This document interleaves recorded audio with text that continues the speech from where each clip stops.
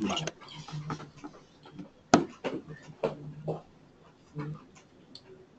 Bueno, pues buenas tardes, vamos a empezar, ¿les parece? Ya hemos dado 10 minutillos, así que empezamos la jornada.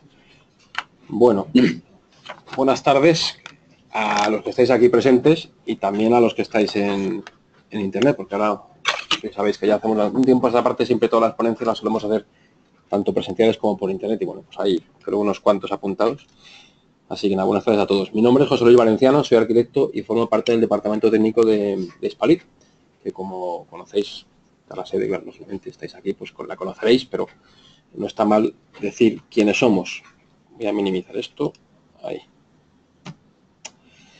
Somos una asociación española de fabricantes de ladrillos y tejas de arcilla cocida. Bueno, ladrillos y tejas y luego pues también otros productos cerámicos, bovedillas, adoquines, termoarcilla, en fin, diferentes productos cerámicos que se usan en los edificios.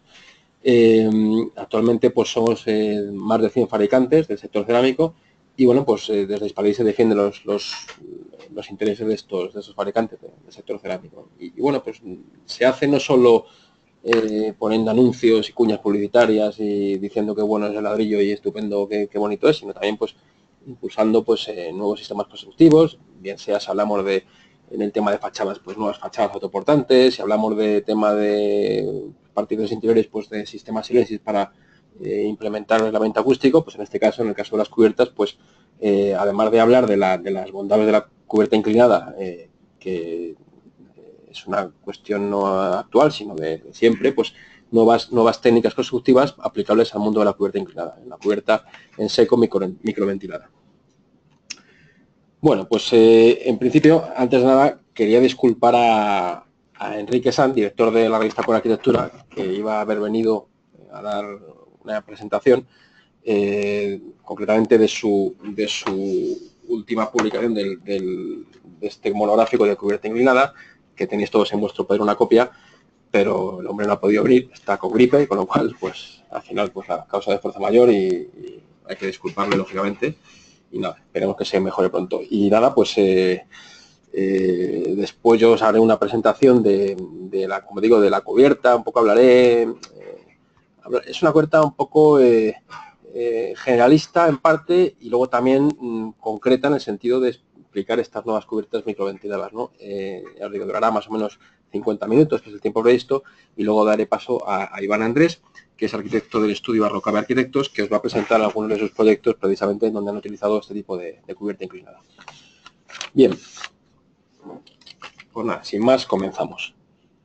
Bueno, la cubierta, el maestro Javier Carvajal Ferrer, gran arquitecto, la definía como la quinta fachada, y así es, ¿no? La cubierta es un elemento, es una fachada más del edificio, y en algunos casos tiene incluso más presencia y más potencia que cualquier otra fachada de ese mismo edificio. De hecho, en muchas ocasiones, como lo veis en alguna de las fotos que voy a proyectar, se ve perfectamente como la cubierta incluso le confiere un carácter especial a ese edificio, ¿no? Es lo que lo caracteriza, lo que le da presencia y le da personalidad, ¿no? Y bueno, pues como el resto de las fachadas, tiene las mismas exigencias de funcionalidad, diseño, durabilidad, mantenimiento, sostenibilidad, comportamiento térmico y acústico. En este caso, pues si hablamos de funcionalidad, una cubierta inclinada soporta cualquier clima. Si hablamos de diseño, pues se puede adaptar a cualquier forma, cualquier planta. Si hablamos de durabilidad, pues la arcilla es un material igual que cualquier elemento cerámico, ¿no? Perdurable en el tiempo y con muy bajo costo de mantenimiento. Por lo tanto, ya me he metido en este siguiente epígrafo, ¿no? De mantenimiento, pues casi nulo.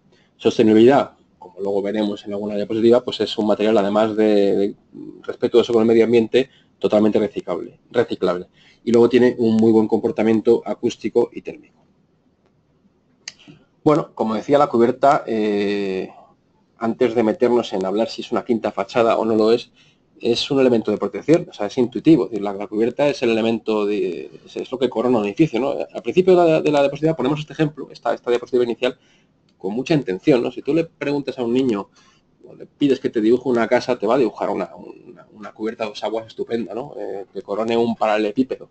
Si juega con estos jueguecitos de piececitas de madera, pues al final no se le va a ocurrir coronar su casita, su castillo o su edificación sin colocar la típico triangulito, generalmente rojo, encima. Es como una cosa bastante, digamos, intrínseca, ¿no? La palabra cubierta. Es un elemento de protección y la propia forma, en incluso se protege a sí misma, ¿no? Como estos ejemplos triviales. Como digo, la forma, esa forma inclinada, pues hace que al final evacúas de forma bastante racional el agua, ¿no? Entonces, una broma que nos hemos permitido lo de poner una alpaca y decir, vaya, un cubista. Bueno, al final es una broma, pero nos hace pensar que en un elemento paralelepípedo expones muchas más caras y aristas a las inclemencias y, bueno, no, sería una estupidez, por supuesto, decir que una cubierta plana no se puede solventar técnicamente de manera correcta y que funcione, sería una estupidez. Pero sí que es verdad que hay una serie de problemas que estás generando que luego tienes que resolver. El agua evacúa por gravedad. En la medida que tú esa gravedad, digamos, ese efecto de la gravedad lo estás perdiendo, pues tendrás tú que luego generarte unas evacuaciones que, bueno, pues hay que resolver. También de eso luego hablaremos un poquito, ¿no?, respecto a las patologías y tal. Y bueno, pues simplemente como a título de un poco casi como una broma, ¿no? Lo que decía, la forma, ¿no? Al final, pues esa forma que va cobijando, a la vez protege de las inclemencias climáticas. Hay un momento en el que la cubierta tiene que ajustarse a una planta. Claro, al final, pues hay una planta que tendrá la sección que tenga, circular, rectangular o la que sea, y una cubierta que tiene que adaptarse, ¿no? Un ejemplo de cubierta en la que, como decía, ¿no?, la volumetría, esto es un edificio de Escocia de principios del siglo XX, ¿no?, en donde este edificio lo que le confiere ese carácter tan particular, ¿no?, y a mí me parece que es un dibujo, además de un edificio bonito, un dibujo precioso, pues esa cubierta, ¿no?, la potencia de ese juego de cubiertas inclinadas a dos aguas, con sus diferentes maclas e intersecciones. Bueno, ya yendo más a la realidad, ¿no?, es decir, en España tenemos un rico patrimonio de edificios con cubierta que hay que proteger y hay que rehabilitar y hay que poner en valor, ¿no? En este caso, pues es un ejemplo de la iglesia de San Pedro de Murcia, es una planta neoclásica de cruz latina con una bóveda de 8 lados. Tenemos multitud de ejemplos, ¿no? Esto sería esto es el seminario mayor de la Universidad Pontificia de Comillas, donde, bueno, pues todas las cubiertas se rehabilitaron, en este caso con teja plana. Otro ejemplo de edificio rehabilitado. Podemos enseñar muchísimo, ¿no? Es decir, al final da igual la tipología del edificio, el color, la textura, es decir, cualquier tipología edificatoria y con cualquier textura se pueden conseguir multitud de resultados pues tan buenos como este, ¿no? Otro ejemplo de cómo la cubierta no solo es un elemento, digamos, de protección, sino que también le confiere una volumetría, una rotundidad importante, ¿no? En este caso, el mercado de la Plaza de Bastos en La Coruña, donde la potencia de este edificio es esa sucesión de cubiertas, ¿no?, y de volúmenes y de naves con cubierta de dos aguas. Este es un premio que dio Hispalit, de la Bienal del 2013-2015, de una vivienda que se rehabilitó, estaba situada entre dos alquerías de dos muros de la ciudad, y en Oropesa, y bueno, pues simplemente con la combinación de ladrillo jabalgado, es decir, ese ladrillo blanqueado, ladrillo nuevo, que además de paramento servía también para hacer el solado, y teja cerámica, pues conseguía un edificio. Otro ejemplo de buena arquitectura, la piedra y la arcilla, ¿no?, que se llevan muy bien. En fin, muchas veces se tiende a pensar como que no puedes hacer arquitectura contemporánea si acudes a la cubierta inclinada como elemento de coronación. Y no es cierto, o sea, se puede hacer muy buena arquitectura y luego al final de la ponencia ponemos ejemplos muy rápidos y luego llevarnos a enseñar a proyectos contemporáneos donde efectivamente pues con cubierta inclinada se puede hacer también arquitectura perfectamente contemporánea y vanguardista, ¿no? Es decir, no tiene por qué encasillarse, no, es que si es un edificio solo la cubierta inclinada solo para edificio, digamos, poco atrevido o rehabilitación de patrimonio. Cualquier planta, como decía antes, cualquier cubierta, perdón, se puede adaptar a cualquier tipología de planta. La sencillez, ¿no?, del menos es más de un plano inclinado, pues buscando esa unión de elementos horizontales con planos inclinados, o dos planos inclinados, un taller en este caso, los dos inclinados y el de la fachada de cubierta, de la fachada principal, perdón. Dos diedros maclados, el de la cubierta y el de fachada. Bueno, también se pueden combinar perfectamente elementos, digamos, con cubierta plana, paralelepípedos o cubos con cubierta inclinada, ¿no? Queda también, se puede combinar como la arcilla con arcilla, ¿no?, como el ladrillo y la teja. Y por qué no, la teja como elemento también para protegerse frente al viento, cuando ese viento de hostigo, cuando ese viento horizontal en según qué zonas muy desprotegidas, pues hay que también usarlo, o no tanto por ese problema de viento de hostigo, sino también pues un tema compositivo, ¿no? Estamos muy acostumbrados a ver casos en el que la cubierta, digamos, la teja, perdón, el material de cobertura, pues se convierte en fachada por un tema compositivo. En este caso está claro que el arquitecto pretendía darle una linealidad a la parte inferior y arriba pues hacía un juego de volúmenes en donde quería que todo se leyera como una unidad, no como un plano de cubierta, sino como un volumen en sí mismo, ¿no? O este caso en el que también el propio material de cubierta se convierte en fachada, ¿no? Esta teja plana. En fin, podríamos estar aquí toda la tarde viendo ejemplos de arquitectura no solo tradicional y no solo de rehabilitación, sino también contemporánea. Y luego, bueno, pues importante, que también luego hablaremos, cómo debe convivir la tecnología con la cubierta inclinada, ¿no? Y en este caso, pues son unos paneles de energía solar fotovoltaica, pero también podrían ser paneles para contribución a agua caliente sanitaria, que luego además hablaremos en concreto de eso. Un magnífico ejemplo, a mí me encanta citar esta obra más, a mí personalmente me encanta porque me parece un edificio fantástico que además ha influido en muchas generaciones de arquitectos, ¿no? La Casa Huarte de Corrales y Molezún, que es un fantástico ejemplo de unión, intersección de planos, patios y diferentes volúmenes, pues con maestría, y que además es una casa un proyecto que ha influido en un montón de generaciones de arquitectos y bueno, pues estudiada en muchas escuelas de arquitectura como un ejemplo de buena arquitectura con cubierta inclinada. Bien, si ya nos centramos en lo que es la teja en sí, el material, tenemos como tipología de teja, hablaríamos de en primer lugar, la teja curva, formada por sus cobijas y sus canales, ¿no? Varios ejemplos de teja curva, ¿no? Aquí se ve perfectamente, pues lo que ya es obvio, ¿no? Que todos sabemos, ¿no? La unión de la pieza de cobija, la pieza de canal y así sucesivamente, que van configurando esa cubierta. Tenemos la teja mixta, ¿sí? En la que la cobija y la canal se unen para formar una única pieza. Aquí tenéis ejemplos de ello. Por supuesto, tanto en teja curva como en mixta, como la plana, como la plana, digamos, acanalada o la plana marsellesa, pues con sus diferentes tipologías de color, textura, en fin, eso. Tenéis ahí, por cierto, a la entrada unos muestrarios y si no en la exposición de Hispalit, bueno, pues ahí, esa está muy bien, pero las llevo yo cuando doy conferencias, sobre todo en las universidades, pues lo llevo de muestra y bueno, pues está bien porque los estudiantes ahí las cogen y las sobetean y en fin, ven la textura que tiene. Y bueno, pues ya digo que independientemente del tipo de teja, pues tenemos todo tipo de colores, texturas, etc. La teja plana, o marsellesa o alicantina, que es la teja plana, digamos, tradicional. Diferentes ejemplos. Y la teja plana con encaje. Digamos que es una versión de la teja plana, pues donde se depuran varias líneas y bueno, pues se trata de... Es una forma de ofrecer al mercado pues soluciones para estos edificios en los que el arquitecto quiere buscar una arquitectura más vanguardista y bueno, pues le pide no quiere que la teja tenga esa forma curva, sino que tiene una textura mucho más plana, ¿no? Bueno, pues hay multitud de ejemplos de este tipo de teja. Luego nadie podrá decir que este edificio no es contemporáneo. Luego te podrá gustar o te podrá gustar menos. Aquí no estamos para jugar eso, pero luego contemporáneos son.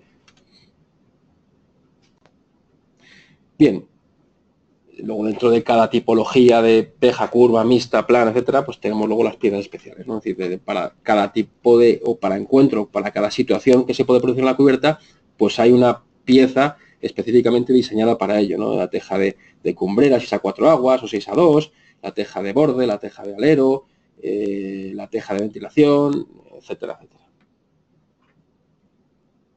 Aquí, por ejemplo, veríamos la teja de borde o la teja de cumbrera como elementos especiales. Bien, características técnicas y normativa. Bueno, pues por supuesto, como cualquier producto usado en la construcción, en el edificio, pues tiene que tener su marcado C, ¿no? Es decir, todo elemento, toda teja que se coloque en nuestros edificios tiene que tener su correspondiente marcado C, donde se definan pues las características geométricas, su longitud, anchura, rectitud, sus tolerancias, y luego, bueno, pues una serie de propiedades como resistencia a fricción, comportamiento a la laicidad, permeabilidad, etcétera. Son datos que tienen que venir en el marcado C del producto. Además, si queréis ampliar queréis ver una serie de características que no vengan en el marcador C, en la página web de Hispalit, ahí podéis acudir.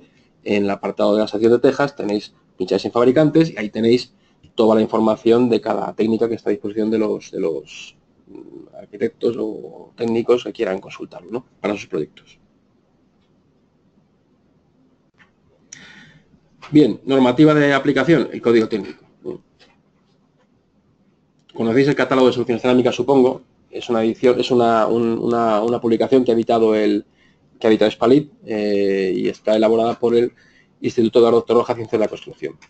En ella, además de hablar de todos los diferentes elementos constructivos que configuran el edificio, fachadas, particiones verticales, horizontales, etcétera, pues por supuesto se habla de cubiertas. Si nos metemos en ese catálogo, pues veremos que establece las diferentes tipologías de cubierta, evidentemente cubierta plana y cubierta inclinada. Y si nos metemos dentro de las opciones que te da para cubierta inclinada, pues tenemos todas las tipologías, ¿no? No ventilada, o cubierta invertida o no invertida, sobre soporte resistente, sobre tablero cerámico, en fin, diferentes tipologías para la que se adapte mejor a nuestro proyecto, ¿no? Y una vez que tú eliges tu tipología, pues vienen tabuladas. Por ejemplo, en el caso de si eligiéramos una cubierta, en nuestro proyecto, ¿no?, una cubierta inclinada con soporte resistente inclinado, es decir, apoyada sobre un forjado y no ventilada, convencional o invertida, en este caso varía igual, su comportamiento ahorro energético vendría en esta tabla. Es decir, en función de la transmitancia límite de ese elemento, que yo vaya a exigirle que cumpla, pues tendré que, en función también de la tipología de cubierta, tendré que colocarle un aislamiento que tenga una resistencia térmica mínima. Esa resistencia me la aportaría el fabricante de, por ejemplo, de poliestireno extruido o del elemento que yo coloque de aislamiento en esa cubierta. Pues, todas las cubiertas que aparecen en este catálogo vienen tabuladas de esta manera. Ya os digo, es un catálogo que se llama Catálogo de Soluciones Cerámicas para el cumplimiento del Código Técnico de la Edificación. Como digo, es un catálogo que ayuda al proyectista para poder aplicar los diferentes documentos básicos a los diferentes elementos constructivos que configuran nuestro edificio. También hay otras normativas, además del código técnico, la norma UNE 136020, 126.020, en donde se establecen por diferentes parámetros de diseño y de montaje de las cubiertas de teja cerámica. Por ejemplo, tablas como esta, en la que te dice en función del grado de exposición de esa cubierta, en función de la longitud del faldón, pues la pendiente que debes tener mínima para que no tengas problemas de filtraciones. Bien, cubiertas. Aquí dice nuevas cubiertas ventiladas de teja. Bueno, la cubierta inclinada no es un elemento nuevo, pero la cubierta ventilada de teja sí. Si hacemos una clasificación de cubiertas inclinadas atendiendo a cómo se fijan esas tejas, pues podríamos hacer dos clasificaciones, o sea, dos grupos. Cubierta tradicional y cubierta en seco. La cubierta tradicional es aquella en la que la fijación se produce empleando pastas y morteros, es decir, la tradicional, la que todo el mundo estamos acostumbrados a ver, ¿no? Cada ciertas hiladas, pues colocas unas fijadas con mortero y, bueno, pues en cumbrera lo mismo y donde hay que tapar un hueco en los testeros y tal, pues ahí se maciza con mortero, etcétera. Claro, es una cubierta convencional o tradicional, no permite microventilación como la que vamos a ver ahora. Y bueno, pues como también ahora veremos, para climas fríos y húmedos, pues no es la más recomendable. Es la que había hasta hace no mucho, pero bueno, ahora como digo, pues se van desarrollando sistemas constructivos nuevos y bueno, pues se ha querido dar una respuesta a esos problemas que se generaban en este tipo de cubiertas, sobre todo en esos climas, como digo, fríos y húmedos, ¿no? Bueno, pues entonces tenemos la alternativa de la fijación de la cubierta, o sea, de la cubierta de seco, en la que la fijación no se produce mediante el uso de mortero y pasta, sino que se produce empleando clavos, tornillos, clips, ganchos, grapas, etcétera. Y tiene la ventaja de que al ser microventilada puede o es recomendable su colocación en cualquier ubicación, bien sea a nivel del mar o bien sea a cualquier altitud, en climas secos o en climas húmedos, es igual. Luego, si hacemos una clasificación de las cubiertas en función de su soporte, podemos distinguir en dos grupos, soporte continuo o discontinuo. Es decir, soporte continuo es aquellas en las que se coloca un elemento, por ejemplo, una placa ondulada o una lámina asfáltica, sobre la cual luego se coloca el tablero de teja cerámica. O sea, el tablero, es decir, el conjunto de teja cerámica. Y luego el soporte discontinuo es aquel que está formado por una serie de rastreles, es decir, listones primarios y no rastreles, generalmente son parejas. O sea, es raro colocar un enlistonado simple, se suele hacer con dos, ¿no? Un enlistonado y luego un rastrelado. Y luego sobre eso ya se colocan las tejas. Bien, Cuando hablo de ventilación me estoy refiriendo no a la ventilación tradicional que estamos acostumbrados a tener en las cubiertas, ¿no? Es decir, no hablo de la típica cubierta como es esta, ¿no? Con ese desván ventilado, unas aberturas en ciertos puntos donde, bueno, pues el aire penetra, sale por otros orificios, generalmente, claro, en cumbrera, porque por convección el aire sube y se produce la ventilación de esa cubierta. No estoy hablando, cuando hablamos de la microventilación no nos referimos a esta ventilación. O sea, esa ventilación puede tenerla o no la cubierta. Eso ya es una decisión del proyectista. Cuando hablamos de microventilación, hablamos de la microventilación que se produce dentro de la intersticial, dentro de ese propio elemento constructivo. Es decir, en el hueco que queda entre las tejas y la cara superior de ese forjado, o de lámina impermeabilizante, si se ha tenido que colocar porque la pendiente es pequeña, entonces es poco inclinada, entonces conviene ponerlo. Pues nos referimos a esa microventilación. Bien, cubierta tradicional, como decíamos, la que emplea pastas, morteros, etc. ¿Problemas que tienen? Pues fundamentalmente en climas húmedos y fríos, pues esas pastas de mortero se empapan cuando llueve con la propia humedad relativa. Al no haber una microventilación dentro de esa cubierta, esa humedad permanece demasiado tiempo ahí y si encima los unimos al frío, pues se producen problemas de heladicidad, es decir, de rotura, de fractura de la pieza o bien el mortero o bien la cerámica por esa heladicidad, o bien esa humedad queda latente y puede producir problemas de aparición de musgos, de microorganismos, o bueno, también esa humedad pues también puede producir filtraciones, ¿no? A través de condensaciones que se puedan producir dentro, porque al final si no ventilas, pues la posibilidad de que te aparezcan condensaciones siempre se multiplica, ¿no? Pues al final esto es una cuestión que no tiene por qué ocurrir siempre, pero cuanto más frío, más húmedo sea el clima, pues más probabilidad tienes de que esto pueda ocurrir, ¿no? Desde luego, a alturas, nosotros recomendamos que a partir de 700 metros de altitud no se coloquen este tipo de cubiertas. Y bueno, pues tenemos la alternativa, como decimos, de la cubierta en seco o microventilada. Al final lo que se busca es sustituir el elemento de fijación de mortero tradicional por otros elementos mecánicos, o sea, clips, tornillos, grapas, ganchos, y luego ya cada fabricante pues, tiene algunos sistemas que pueden variar ligeramente de uno a otro, y bueno, pues luego ahora veremos, no voy a centrar en uno concreto, sino en fin, ya digo que cada fabricante, de hecho ahí tenéis una maqueta a la entrada de un fabricante nuestro de Hispalit, donde exponen su sistema, con sus clips, sus ganchos, su rastreo de cumbrera. Yo os invito a que luego al salir la veáis, no sé si la habéis visto al entrar, si no, pues es muy recomendable porque se ve perfectamente en una maqueta que puede tener, no sé, medio metro o un poco más de largo, tanto de alto, y se ve pues todos los encuentros, ¿no? Con el lateral, la cumbrera, el alero, o sea, se quiere reproducir muchos de los elementos o puntos singulares que puede ocurrir en una cubierta y cómo se resuelven con estos sistemas, ¿no? Al final, lo que se busca es evitar los problemas que se generan por ese uso de morteros en la cubierta tradicional y esa inexistencia de microventilación. ¿Bien? Evitamos condensaciones, evitamos problemas de heladicidad y evitamos problemas de filtraciones y aparición de musgo y microorganismos. Aparte, esa microventilación también genera un aporte térmico que también hay que considerar. En verano, esa convección que se produce cuando el aire entra por la parte inferior de la cubierta y sale por la parte superior, o bien sea en cumbrera, o bien sea por uno de las limaollas, en la parte superior de la limaolla, pues esa convección que se produce ayuda a refrigerar, es decir, evita el calentamiento de esa cámara de aire, por lo tanto ayuda a refrigerar. En invierno la convección es menor, es decir, la velocidad en la que se produce ese movimiento de aire es mucho menor y por lo tanto se puede considerar en parte la contribución de esa cámara que se forma, esa microcámara de aire, como contribución térmica al aislamiento en la cubierta. Con lo cual tiene esa dualidad de que en verano y en invierno se comporta bien para según lo que necesitemos en cada caso. Bien, esto ya lo he ido comentando, las ventajas, ¿no? Al final lo hemos hecho varias veces, ¿no? Condensaciones, evita la aparición de condensaciones, de microorganismos, etcétera, etcétera. Bueno, os voy a contar brevemente el sistema, así a grandes rasgos, cómo se ejecutaría una cubierta de este tipo. Tendríamos, si vamos a la tipología de enrastrelado, tendríamos rastreros de varios tipos, tres tipos: rastreo metálico, rastreo en PVC o rastreo en madera. Se pondría el listón en primer lugar y luego se colocarían los rastreles. En este caso, los listones irían en máxima pendiente y los rastreles, lógicamente, irían paralelos en la, digamos, mínima pendiente o la pendiente cero, para luego ir sujetando las diferentes tejas.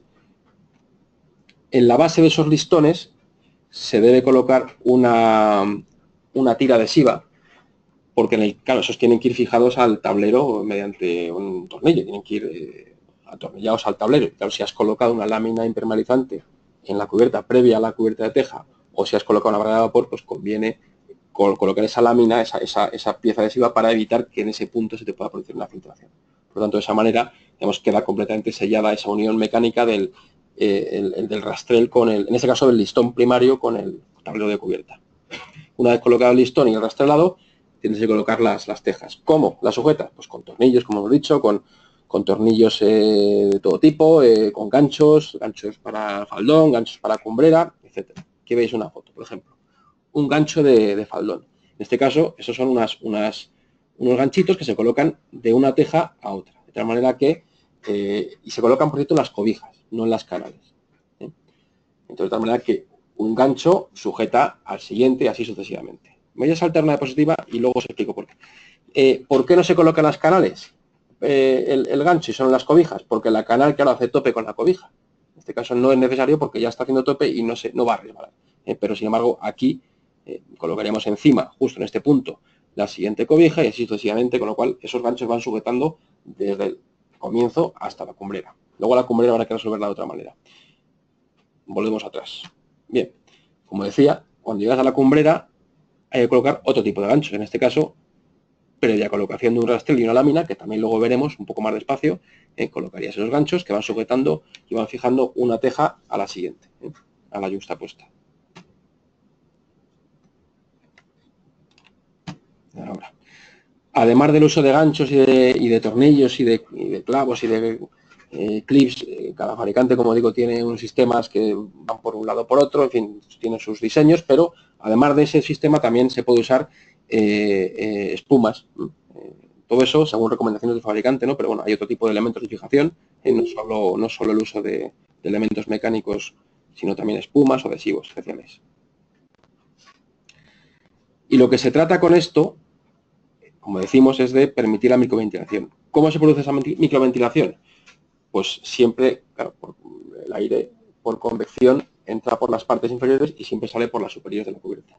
Entonces, cuando se produce la entrada por el alero, se puede producir de varias maneras. Primero, dejando el alero libre, dejando simplemente la última teja de alero, y se deja el hueco, el último rastrel, y ahí entra el aire libremente y ya saldrá por arriba, ahora veremos cómo. Otra opción, si no queremos dejar ese alero libre, por ejemplo, para que no aniden pájaros, no sea un problema que luego pues al final ahí se formen nidos o insectos, pues lo que se puede, mira, aquí se ve, se puede colocar estos elementos que se llaman peines de alero o rejillas. Lo que se consigue con esto es evitar que aniden esos pájaros, pero se permite que la entrada libremente del aire. Y tenéis ya el peine, una vez que se coloca la teja, creo que esa que tenéis en la maqueta está colocado el peine este. La teja aplasta, porque son como unos peines con las cerdas del peine son como de plástico, ¿no? Es como si fuera un cepillo también. Entonces se aplastan, son flexibles y cuando la teja apoya, pues se adoptan la forma de la teja y permiten, como digo, que pase el aire, pero impiden que aniden, fundamentalmente para que no aniden pájaros. O también, como su nombre indica, la barrera de pájaros, que es una pieza especial que lo que impide es que entren esos animales, pero permite también, por estas perforaciones, permite que entre el aire. Además decir que, bueno, pues la pieza primera del arranque, la del alero, pues es recomendable que tenga más longitud para evitar el cabeceo de la pieza. Y además para permitir que el agua resbale y, bueno, pues no retroceda y no genere luego manchas en la fachada. Bien, ese aire de la microventilación que ya hemos quedado que entra por la parte inferior de la cubierta, sí.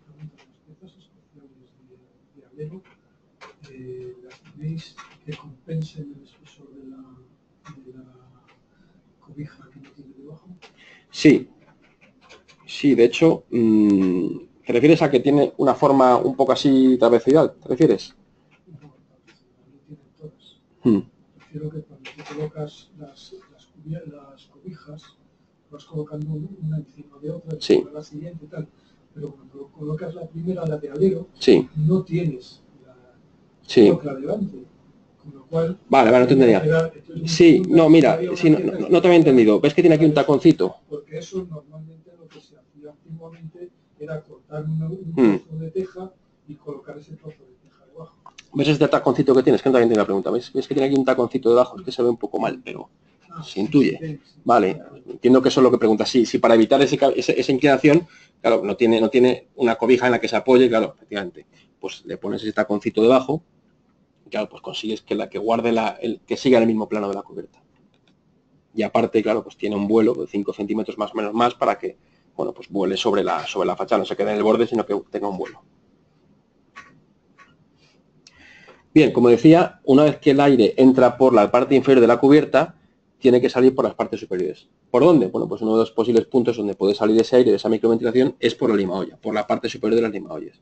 Por aquí no tiene por qué estar esto cerrado, se pueden producir aberturas y por esas partes superiores el aire va saliendo. Que para ello pues se pueden colocar limaollas de chapa o también se pueden colocar de unas láminas flexibles que adoptan esa forma de V, ¿no? Y van evacuando el agua hasta el exterior. Bien, lo más normal y donde mejor se produce la microventilación es en la cumbrera, como decía antes. Antes de hablar de la cumbrera, importante, para que esa microventilación sea posible, hay que respetar una distancia mínima, que es entre 20 y 40 milímetros entre la cara inferior de la teja y la parte superior del tablero. O sea, si no tenemos esos al menos 20 milímetros, aunque se recomienda mejor irnos a 40 que a 20. Por eso se recomienda más que sea un sistema de doble enrastrelado que no de un rastrelado sencillo. Entonces, bueno, pues el listón, luego el rastrel, y ya con eso nos garantizamos los 4 centímetros, más o menos, que permiten esa libre circulación del aire desde la parte inferior hasta la parte superior. Aquí lo veis perfectamente, el doble rastrelado. Bien sea de madera o bien sea de elementos metálicos, de chapa galvanizado. Independientemente de la ventilación, como decíamos, por limaollas o por cumbrera, también se pueden disponer de piezas intermedias para ventilación, sobre todo en los casos en los que hay un tiro de más de 12 metros. Cuando esta longitud es de más de 12 metros, entonces hay que poner una ventilación adicional dentro del propio plano, ¿no? Esto es la típica teja que todos conocemos, ¿no? Teja de ventilación, que en función de la tipología de teja, pues tendremos el modelo correspondiente. En este caso, pues como es una teja plana acanalada, pues tenemos este diseño. Si tuviéramos una teja curva, pues tendríamos este otro, o una chimenea, en fin, eso ya depende de cada tipología y de cada fabricante, ¿no? Que tiene sus piezas específicamente fabricadas para su teja concreta, ¿no? Aquí tenemos de todo, el peine, la teja de ventilación, los ganchos, aquí tenemos de todo, todo lo que hemos ido contando se puede ver en esta foto. Bien, pues ya llegamos por fin a las cumbreras y a las limatesas, que es la parte superior de las cubiertas donde sale ese aire. Hay que elevar la pieza de caballete, hay que elevarla, generalmente se suele hacer con este elemento, un elemento metálico, ¿no? En forma de caballete, que luego soporta un rastrel, en este caso, pues este que vemos aquí de madera. Aquí lo habéis colocado, que es el paso primero para luego colocar la cumbrera o en este caso la limatesa. Antes de colocar la teja de cumbrera, se debe colocar una lámina transpirable y microperforada, que a su vez es impermeable en la parte inferior, es decir, tiene que cumplir dos funciones. Que la parte, digamos, más exterior sea impermeable para que el agua que cae encima de la teja de cumbrera vierta encima y ese agua evacúe al faldón libremente, sin generar problemas de humedad, pero en la parte, digamos, ya cubierta que queda debajo de la cumbrera, tiene que ser transpirable, porque si no, no conseguiríamos esa microventilación. Claro, el aire entraría, pero si no sale por ningún lado, pues se queda estancado y por lo tanto no hay microventilación. Bien, pues en este caso, pues bien sea colocado sobre una cubierta inclinada, inclinada, quería decir, de teja, en este caso teja mixta, o teja curva, o también se puede colocar sobre teja plana, es decir, esto es indiferente. Hay que colocarlo en todos los casos como elemento de coronación, tanto en las limatesas como en las cumbreras. Aquí veis con más detalle. Es una lámina, es importante decirlo, flexible, con lo cual se puede adaptar a la geometría que va teniendo la cubierta. En este caso, bueno, pues se ve que es una teja, parece que mixta, o sí, es una teja mixta, pero no muy pronunciada, pero bueno, podría ser, como el caso de esta foto, una teja curva, donde se ve perfectamente que la lámina se va adaptando a esa ese sub y baja, ¿no? A esa cobija canal que tiene esta cubierta, ¿no? Hay opciones para que eso no se produzca, que son complementarias, es decir, se puede colocar estas cuñas de caballete, que aquí veíamos una foto antes, aquí se ve, que se colocarían en las diferentes canales para evitar efectivamente que la lámina esta que estamos comentando tenga que adaptarse de una manera tan drástica, ¿no? De, bueno, a ver, no es que no lo pueda hacer, lo puedo hacer, pero estéticamente, no, es flexible, lo puedo hacer, pero a veces hay gente que estéticamente eso pues no le gusta ver ese hueco y digo, bueno, pues le pones esas cuñas y digamos pues queda un acabado, ¿no? Más todo cerámico y al final cuando lo colocas, pues la lámina prácticamente no la ves. Tú ves un elemento cerámico de remate y la lámina prácticamente no se ve porque no queda en la parte superior y desde abajo no lo puedes ver. Ya digo que es un elemento complementario, estas cuñas de caballete se pueden colocar, pero, insisto, posteriormente pues se colocas la lámina, que esto es muy importante, esto, ahí tenéis el ejemplo, lo veis perfectamente en la maqueta que tenéis ahí, lo podéis ver esa lámina y creo que además estoy seguro, es de cubierta curva, de teja curva, y se ve perfectamente cómo se adapta, o sea que no tiene ningún problema de adaptar a esa irregularidad de la cubierta. Bueno, y luego, pues claro, las piedras especiales, ¿no? Es decir, al final, en una cubierta convencional, pues la tapa, en el caballete, la tapa sería con mortero, ¿no? Se maciza con mortero y ya está. Pues en este caso, claro, estamos jugando con la cubierta que es en seco. No podemos decir, bueno, aquí vamos a poner un mortero y no, hay que dar solución desde las piezas especiales para cada caso, ¿no? Entonces, bueno, pues en ese caso, pues el caballete tendrá su tapa, las piezas de caballete, pues serán las convencionales o las de doble hembra para la penúltima, ¿no? En la que tienes que encajar la que viene por un lado y la tapa de caballete por otro, en fin, caballete a 3 aguas, a 4 aguas, etcétera. Ya os digo, esto es en caso de una cubierta de este tipo, o sea, si para este fabricante y para una cubierta de teja curva, etcétera, si hubiéramos ido a otra cubierta, a otra tipología, pues habría otras piezas especiales, ¿no?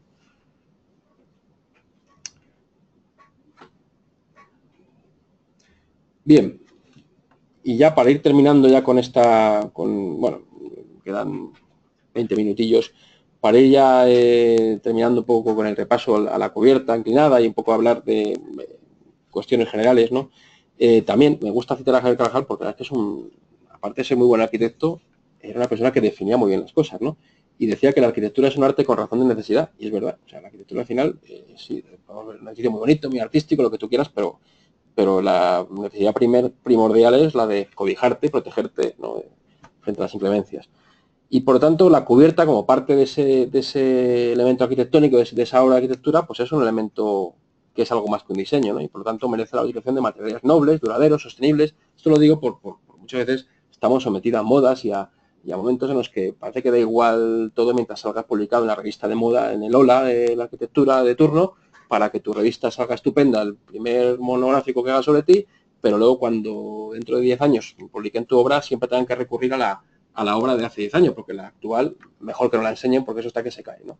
Y eso estamos acostumbrados demasiado, para desgracia, a una arquitectura que a veces parece como si fuera efímera y no debería serlo, ¿no? Cuando los materiales no son los adecuados o si son sistemas que, ya digo, no contemplan que luego las cosas tienen que durar, más allá de el día que te pagan tus honorarios.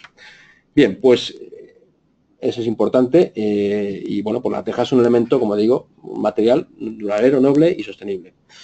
Y bueno, pues el por qué no la cubierta inclinada, como hemos dicho antes, ¿no? Pues por muchos motivos. En primer lugar, pues porque es un elemento constructivo que se adapta a cualquier tipología, a cualquier geometría, ¿no? Y cualquier volumetría. Este es un edificio de Foster, de Norman Foster, por cierto, es una bodega que seguramente muchos de vosotros o todos conoceréis. Ha sido publicado en muchos revistas y libros de arquitectura. Bueno, es una bodega y está resuelta con una potentísima cubierta inclinada de teja curva cerámica. Y el edificio es fantástico, contemporáneo y ya digo, cualquier elemento, cualquier geometría es adaptable a cualquier cubierta y viceversa.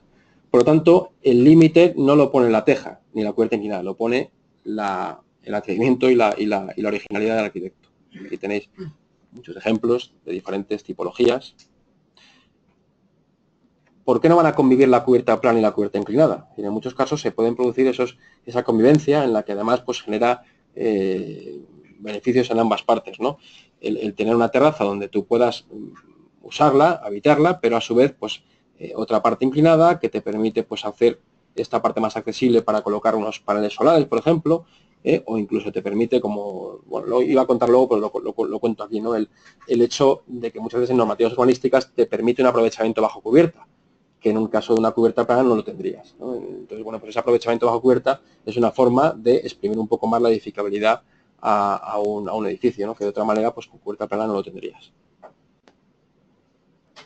Ejemplos, fotografías donde se ve esa convivencia de cubierta inclinada con azoteas, que además en un momento dado te pueden servir para colocar instalaciones. Otro ejemplo de convivencia de ambas cubiertas. Fijaos en esto. Luego se va a ver una foto, bueno, se va a ver mejor aquí. Aquí estaba sin colocar. Esto ya se lo ve, ¿no? La estructura auxiliar para el futuro panel de contribución de agua caliente sanitaria. Aquí, bueno, como no está colocado, no se ve mucho, pero aquí ya se ve. Estoy convencido, me apuesto lo que queráis, a que el arquitecto, el colega que hizo este proyecto, no dibujó en sus planos el panel. Estoy seguro. De hecho, muchas veces hasta cuesta dibujar los zoom de ventilación tan altos como, bueno, es que nadie los hace como dice la normativa, porque nadie hace ese metro por encima del punto más alto en los 10 metros a la redonda, porque entonces salieron las chimeneas que habría que arrastrarlas, ¿no? Pero nadie dibuja los paneles, nadie. Pero luego están. Entonces, ¿en qué quedamos? No los dibujamos porque nos da cosa, porque sabemos que son feos y desmerecen, pero luego hay que ponerlos. O sea, es un poco de incongruencia, ¿no? Bueno, aquí, ahora vamos a hablar de los paneles, ¿no? Este es un ejemplo de un panel superpuesto, ¿no? Fotovoltaico. Y esto que es el homenaje al panel, ¿no? O sea, el edificio, no sé cómo sería este edificio, ¿verdad? No se puede apreciar, además no voy a jugarlo aquí, menos en público, pero seguro que estos paneles no le hacen mucho bien. O sea como fuera el edificio, no le ayuda mucho, ¿no? Y por no decir en todo eso, es decir, podríamos salir y hacer un reportaje de este tipo de huertos solares, ¿no? Que tenemos muchas. Sí, bueno, eso sí. Sí, ¿no? Y muchas veces, bueno, en España ha ocurrido muchas veces, sobre todo cuando en la época del boom, que incluso se colocaban las promociones sin conectar, el arquitecto municipal llegaba, los veía, certificaba que estaban y los iban moviendo de una cubierta a otra y luego ya los quitaban y ahí se queda el tema, ¿no? Bueno, en fin, pero pillería aparte, ¿no? Al margen, cuando se colocan y funcionan y están conectados, que en teoría se gasta todo el dinero para que funcionen, pues no son muy bonitos, esa es la pura realidad. Bien, nos encontramos hablando del tema concreto de los paneles, porque esto nos interesa contarlo porque nos damos cuenta de que en muchos casos esto se desconoce muchas veces, ¿no? Tendríamos tres tipos de opciones de paneles, ¿no? En una cubierta plana no tenemos más opción de colocarlo así. Claro, evidentemente en una cubierta plana tienes que hacer una estructura auxiliar que además tiene que estar lastrada, porque si no eso sería una vela, se lo llevaría un golpe de viento. Y bueno, pues eso tiene un impacto visual, como ya hemos visto.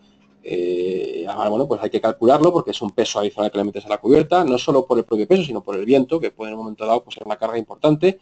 Y bueno, pues además tiene el sobrecosto de la estructura auxiliar que hay que fabricarse, ¿no?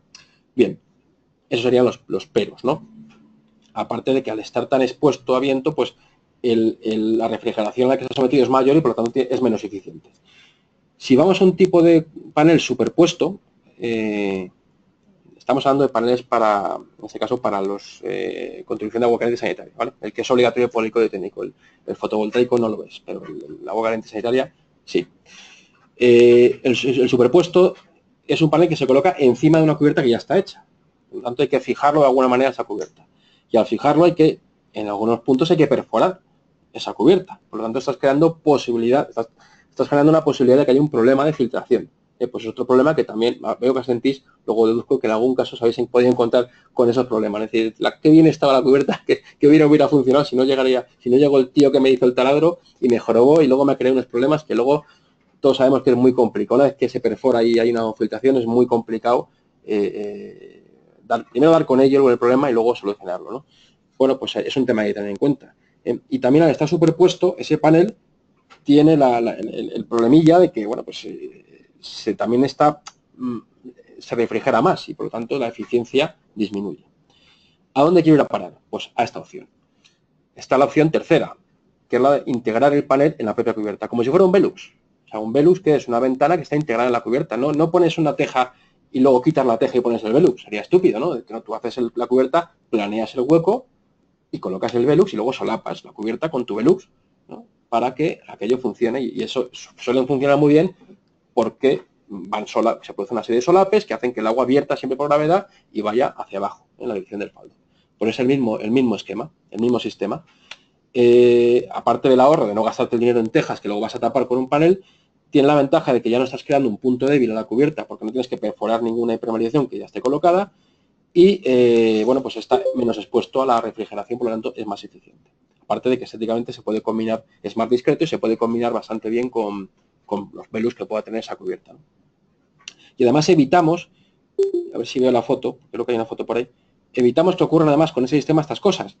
Cuando superponemos el panel, en algún momento tiene que venir un tubito que tiene que salir para ese líquido refrigerante, llegar a un intercambiador donde se produce todo el invento este, ¿no? del agua caliente sanitaria. Bien. Y diremos, bueno, y aparte de todo esto que podíamos saberlo, ¿cuál es la ventaja? Bueno, pues la ventaja en usar un sistema u otro es esto que voy a contar a continuación, que es lo que yo creo que es realmente importante y a tener en cuenta y hacernos reflexionar, ¿no? Cuando tú tienes que contribuir con una cantidad mínima de agua caliente sanitaria al total de la generación, ¿no? Pero el código técnico te permite una serie de pérdidas, bien sea por inclinación o bien sea por sombra, ¿no? En función del tipo de panel que tú elijas, la concesión que nos hace el código técnico a la permisividad para que se produzcan más o menos pérdidas es mayor o menos. De tal manera que si tú eliges un caso general, que sería la opción 1, esta de aquí, el exento, pues es muy limitativo, es decir, te permite muy pocas pérdidas. Hasta un 10% en orientación, 10% en sombras y en total, la suma de los dos, un 15%. Si vamos a un panel superpuesto, es un poco más generoso, nos permite hasta un 30%. Luego, qué duda cabe que en una cubierta inclinada es mejor irnos a un panel superpuesto en cuanto a que nos es más permisivo para este tipo de pérdidas. Y si vamos a un panel integrado, hasta un 50%. Este gráfico de aquí lo que está diciendo es cuáles son las pérdidas que se producen en función de cuánto variamos respecto a la orientación o a la inclinación óptima. La inclinación, aquí se ve, la inclinación óptima sería la sur, perdón, la 40 grados, perdón, y la orientación óptima sería la sur. Eso sería el panel idóneo, el que funciona FETEN, perfecto. Y a partir de ahí dice, ¿qué pasa si no me voy por encima o por debajo de los 40 grados o no me voy exactamente al sur? Bueno, pues si nos ponemos en este panel, por ejemplo, si vemos que tenemos una orientación, vamos a poner 30 grados aquí está, 30 grados de inclinación, que sería el tercer círculo concéntrico. Y una orientación 45 suroeste, aquí lo tenemos, iríamos aquí, a este punto. Fijaos que está dentro de este primer amarillito, es decir, estamos con unas pérdidas del 5%, o sea, tenemos una eficiencia del 95%. Pero es que fijaos que si nos está permitiendo el código técnico con superposición hasta un 30%, con un 30% de pérdidas, estaríamos más o menos en este área que estoy marcando con el ratón. Y si nos vamos ya a un panel integrado, estaríamos hablando toda esta área de aquí. Es decir, que con un panel integrado prácticamente podríamos poner el panel con la orientación que queramos y la inclinación que queramos, que va a estar dentro de lo que nos va a conceder el código técnico. Si el arquitecto que hizo este proyecto hubiera sabido esto, jamás se le hubiera ocurrido en su cubierta inclinada poner este sistema con una estructura auxiliar para evitar tener pérdidas cuando podía haberlas tenido perfectamente. ¿Vale? Eso es lo que queremos un poco transmitir, que no hace falta irse a la orientación y a la inclinación óptima, sino que te permite mucha libertad, ¿no? Porque muchas veces se dice, no, ponemos la cubierta plana porque así podemos orientar el panel como mejor nos venga y tal. Bueno, pero no es necesario, ¿no? Bueno, y ya para no robarle mucho tiempo a Iván, voy a pasar un poco rápido. Siempre de comentar algunas cosillas que me interesa comentar. El tema de la sostenibilidad. Bueno, pues al final no solo es importante el hecho de que la teja sea reciclable, que lo es, sino todo su ciclo de vida, ¿no? De hecho, la teja tiene declaración de producto, declaración medioambiental de producto, perdón, que lo que quiere decir es que desde su extracción en la mina hasta su muerte es respetuoso, porque en su muerte se recicla, y crea nueva vida, nuevo material, ¿no? Por lo tanto, eso hay que tenerlo muy en cuenta. Y luego, antes, como comentaba, ¿no? El tema de las patologías, que lo he comentado al principio, ¿no? Insisto, sería una estupidez por nuestra parte decir que una cubierta plana no puede funcionar. Si se resuelve bien, puede funcionar perfectamente. Pero sí que es verdad, y eso es estadística pura, que dan más problemas de patologías que las cubiertas inclinadas. Y de hecho no lo decimos nosotros, lo dicen estudios realizados por las aseguradoras que aseguran a los arquitectos y a los aparejadores, es decir, de este país. Entonces, en este caso, pues un estudio que tenemos hecho por el MUSAT, que como sabéis es la mutua del colegio, vamos, de los arquitectos técnicos y aparejadores, no sé en qué año, en el año 2014 o 2013, hizo un cálculo estadístico y estableció que el 14%, o sea, de las patologías que se producen en un edificio, en ese año concretamente, las que se produjeron, el 14% se produjeron en las cubiertas. Bueno, pues de ese 14%, 7 de cada 10 se producían en cubiertas planas. Al final, claro, una cubierta plana, pues tenemos un problema, como digo, que la gravedad va en nuestra contra. Al final recogemos el agua y luego hay que evacuarla por algún sitio, con lo cual tenemos una serie de puntos singulares que hay que tratar, hay que impermeabilizar, hay que solapar, bien sea chimeneas, petos, etcétera, ¿no? Y bueno, pues esos son puntos que hay que tratar bien porque luego pueden dar problemas. Aparte del mantenimiento, el mantenimiento de una cubierta plana es mucho más, tiene que ser bastante más periódico y más cuidadoso que el de una cubierta inclinada, que poco más o menos tienes que sustituir. Si acaso se rompe una teja, pues por otra nueva y poco más, ¿no? De hecho, pues en las operaciones que establece el de mantenimiento, que establece el código técnico, establece, veis, la periodicidad de 1 año o de 3 años para el mantenimiento de una cubierta y la comprobación, etcétera, ¿no? Y bueno, así cosas que no he comentado. Bien, ya lo esencial lo he comentado. Algunas cosillas que me dejo, pero Dios, como vamos un poco reducido de tiempo y no quiero comerme el tiempo de Iván y seguro que nos va a contar cosas interesantes, pues nada, simplemente para terminar, volver con lo que comentábamos antes, ¿no? No tenemos por qué pensar que para proyectar obras vanguardistas y obras contemporáneas y que queden estupendas de la muerte y que nos las publiquen en todas las revistas habidas y por haber, tenemos que irnos a cubierta plana o azotea. Es decir, es una opción, pero también está la cubierta inclinada. Y para ello, pues, mejor muestra que buena arquitectura contemporánea es, en este caso española y de otros países, con cubierta inclinada, ¿no? Algunas no hace falta ni comentarlas, ¿no? Son estupendos proyectos resueltos con cubierta inclinada.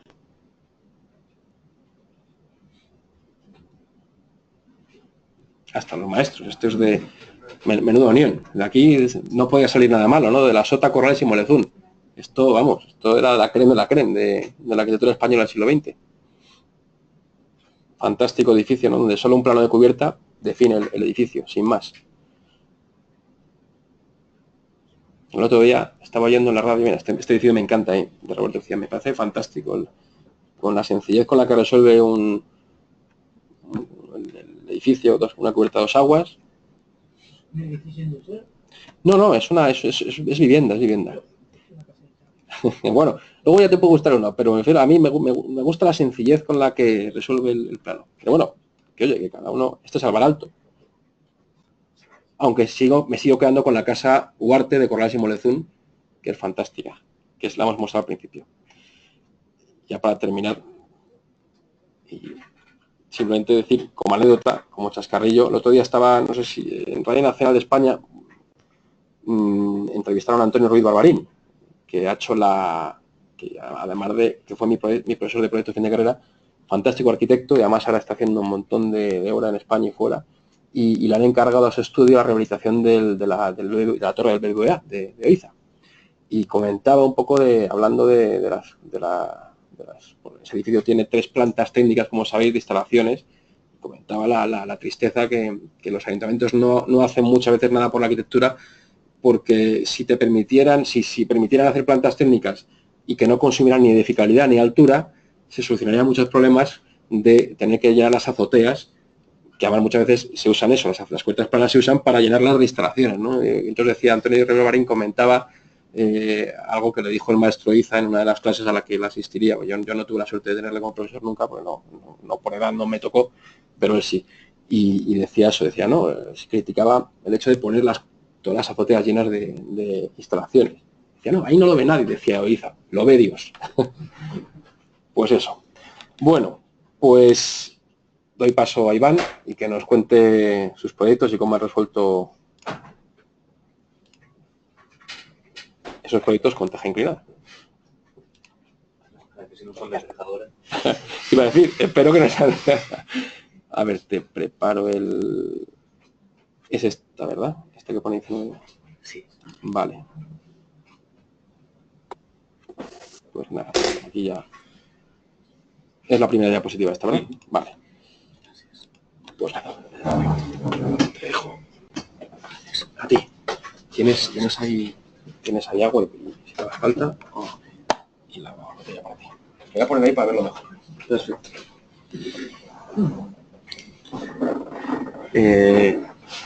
Bueno, buenas tardes. Como he presentado, soy Iván Andrés de Arrocaba Arquitectos.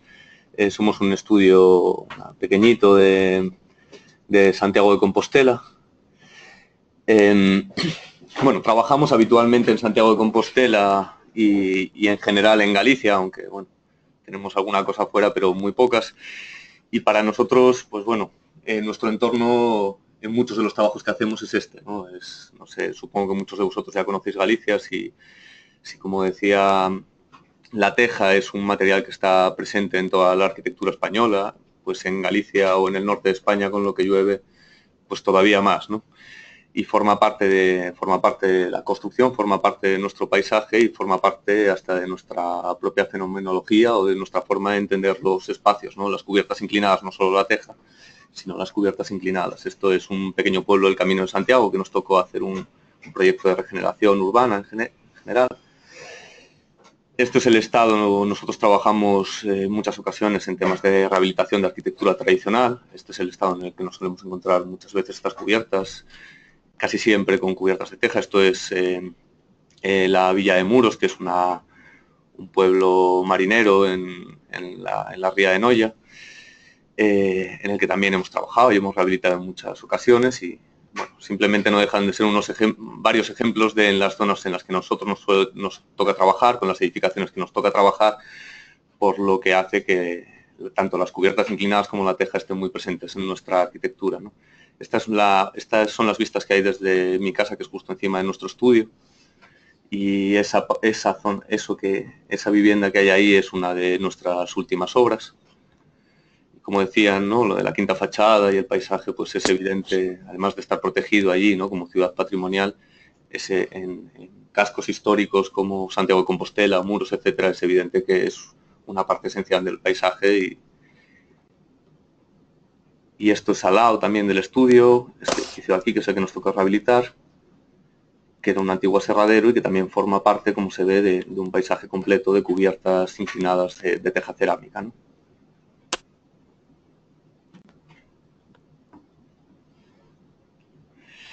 Bueno,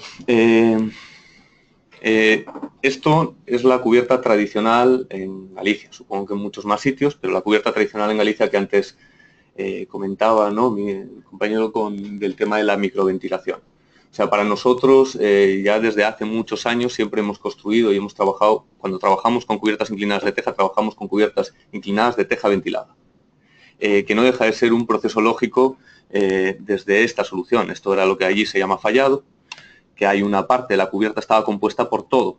O sea, esta es la tijera, ¿no? De la estructura, las vigas principales, los cabios, la tabla ripia, que era el soporte de la teja, y esta parte inferior que no dejaba de ser un último forjado, pero este espacio nunca era un espacio habitado. Era un espacio que como mucho se utilizaba en algún momento para tender la ropa, para secar embutidos, para acumular cosas. ¿Por qué no era un espacio habitado? Porque, como decía, esto era el conjunto de la cubierta. En Galicia, especialmente con lo que llueve, las tejas se llegan a empapar. Ya no solo un problema de condensación, sino que las tejas mismas se llegaban a empapar, chorreaba o podía llegar a chorrear porque te llueve de todos los lados, se te levantaban las tejas, acababan habiendo condensaciones. Entonces, estos espacios libres y ventilados eran parte de la cubierta, era la parte que eliminaba todas estas posibles aguas de condensación, etcétera, ¿no? Es decir, teníamos la teja, teníamos la tabla ripia, teníamos la estructura y teníamos el espacio bajo cubierta. Este espacio bajo cubierta estaba resolviendo, por un lado, esa cámara de aire ventilada, por otro lado, siendo una cámara de aire microventilada, era parte del aislamiento térmico, y por otro lado, sin llegar a ser una lámina impermeable, sí que lo era lo suficiente porque se ventilaba a tiempo. A día de hoy, estos tres requisitos, estos tres elementos de la cubierta que se resolvían en un fallado, los tenemos que resolver en un espacio mucho menor, que es desde nuestro acabado interior del bajo cubierta hasta la teja, ¿no? Y además, a día de hoy, aparecen como los estándares han subido, aparecen dos requerimientos más. Aparte de subir los estándares de aislamiento, de impermeabilización, etcétera, aparece la estanquidad al viento y la regulación del vapor de agua, ¿no? De alguna forma más controlada. Es decir, a día de hoy es muy difícil que en cualquier obra de rehabilitación que se haga, que este espacio se dé por perdido. Es un espacio que es fácil de iluminar, que tiene ciertas características espaciales y arquitectónicas que son valiosas y, por lo tanto, como decíamos, desde este techo hasta la teja tenemos que resolver todo lo que antes se resolvía en una planta entera, ¿no? Esto es un detalle de cualquiera, ¿no?, de alguna de nuestras obras de rehabilitación, en la que esta estructura que enseñábamos antes, que en una arquitectura tradicional podría tener ese forjado y esa parte inferior de la cubierta por aquí, ahora de aquí para arriba resolvíamos lo que serían las correas de cubierta, que en este caso llevan en su propio espesor, al ser correas de madera y ser un aislante térmico, te puedes permitir llevar en su propio espesor el aislante térmico, o sea, en los espacios que dejan entre ellas, por arriba el tablero de soporte, que es un tablero estructural, una lámina reguladora de vapor, por encima un doble rastrelado, es decir, el primer rastrelado en la dirección de la pendiente, como decíamos, con la doble cinta, como comentaba, y encima un rastrel en la dirección perpendicular, de tal forma no solo que tengamos una ventilación, que nosotros solemos ir a 6 centímetros, o sea, doble rastrel de 3, 3,5, el doble rastrel no solo nos resuelve un espesor mínimo, sino que además permite que cualquier filtración de agua o condensaciones tengan una salida natural del agua y a la que se le pueda llegar a dar salida o se pueda llegar a secar. ¿Tienes la válvula, la lámina reguladora de vapor, la tienes encima del aislamiento? La lámina, a ver, en este caso no es una lámina reguladora de vapor, después vemos una passive house en el que está usada como tal. Le llamo lámina reguladora de vapor porque a día de hoy todas las láminas no son simplemente impermeables, sino que consideran una serie de tal. Pero no es una lámina, o sea, lámina reguladora de vapor sí, también lo es. Pero entiendo lo que dices, no es la lámina del interior que está pensada para parar el vapor, que no llega al aislamiento y que la de fuera tenga... Es una lámina transpirable, muy transpirable. Vale, pero en el fondo le llamaba así, pero sí, tienes razón. Después, como entramos en una passive house, podemos entrar más en estos matices. No deja de ser una lámina impermeable transpirable tipo Tyvek, ¿no?, que eran las que eran habituales. Bueno, esto es una cubierta en la que, como decíamos, llega un punto en el que a veces puedes utilizar todos los elementos de vigas de cubierta, de cabios en este caso, y en otros casos, pues bueno, en un caso de rehabilitación, en la que estos elementos ya no sean reutilizables y tienes que ir a elementos nuevos y se pueden colocar de una forma similar. He traído simplemente en temas de rehabilitación, que no era un poco el centro solo lo traigo como introducción, y traigo la solución que estamos utilizando últimamente, en la que estamos sustituyendo el tablero y la lámina directamente por un tablero de aislamiento de fibras de madera, de Butex. En concreto, este tipo de tablero, tablero de fibras de madera, que tienen, este es el rígido, que viene solapado, que viene con los empalmes entre ellos como en teja, por decirlo de alguna forma, de tal forma que te permite que te pueda llover durante la obra o te permite desalojar cualquier tipo de condensación o pequeña filtración de agua, aunque no podría ser una cubierta terminada, ¿no? Entonces, en ese sentido, nos permite sustituir, nos sirve de tablero de soporte, nos sirve de aislamiento, de último aislamiento térmico, no de único, y de lámina impermeable para esos requisitos, ¿no?, sobre la que colocamos el primer orden de rastreles en la dirección de la pendiente, el segundo orden de rastreles, ¿no?, aquí tenéis a un lado solo un orden colocado, al otro lado ya los dos órdenes colocados de rastreles, en el que en este caso las distancias las marcan las propias tejas porque vamos a una solución única de tejón, no va sobre una placa de fibrocemento en este caso porque la pendiente nos lo permite, es suficiente y nos lo permite. Entonces son tejones, los mismos tejones que se utilizaban antiguamente, ¿no?, que eran los del tamaño del muslo de la pierna, decían así, pero que no dejan de ser los tejones que se suelen utilizar como pieza de coronación de cumbrera en una cubierta de teja habitual, ¿no? Entonces, en esta clasificación que hacía antes, ¿no?, sería, pues es una cubierta en seco, totalmente ventilada y sin ninguna placa de apoyos. Aquí, bueno, no me voy a... Hay muchas cosas que de hecho yo creo que ya están más que explicadas. Después aquí vendría esa lámina elástica, ¿no?, sobre una pieza metálica que sujetaría el último rastrel, con la pieza inclinada, etcétera.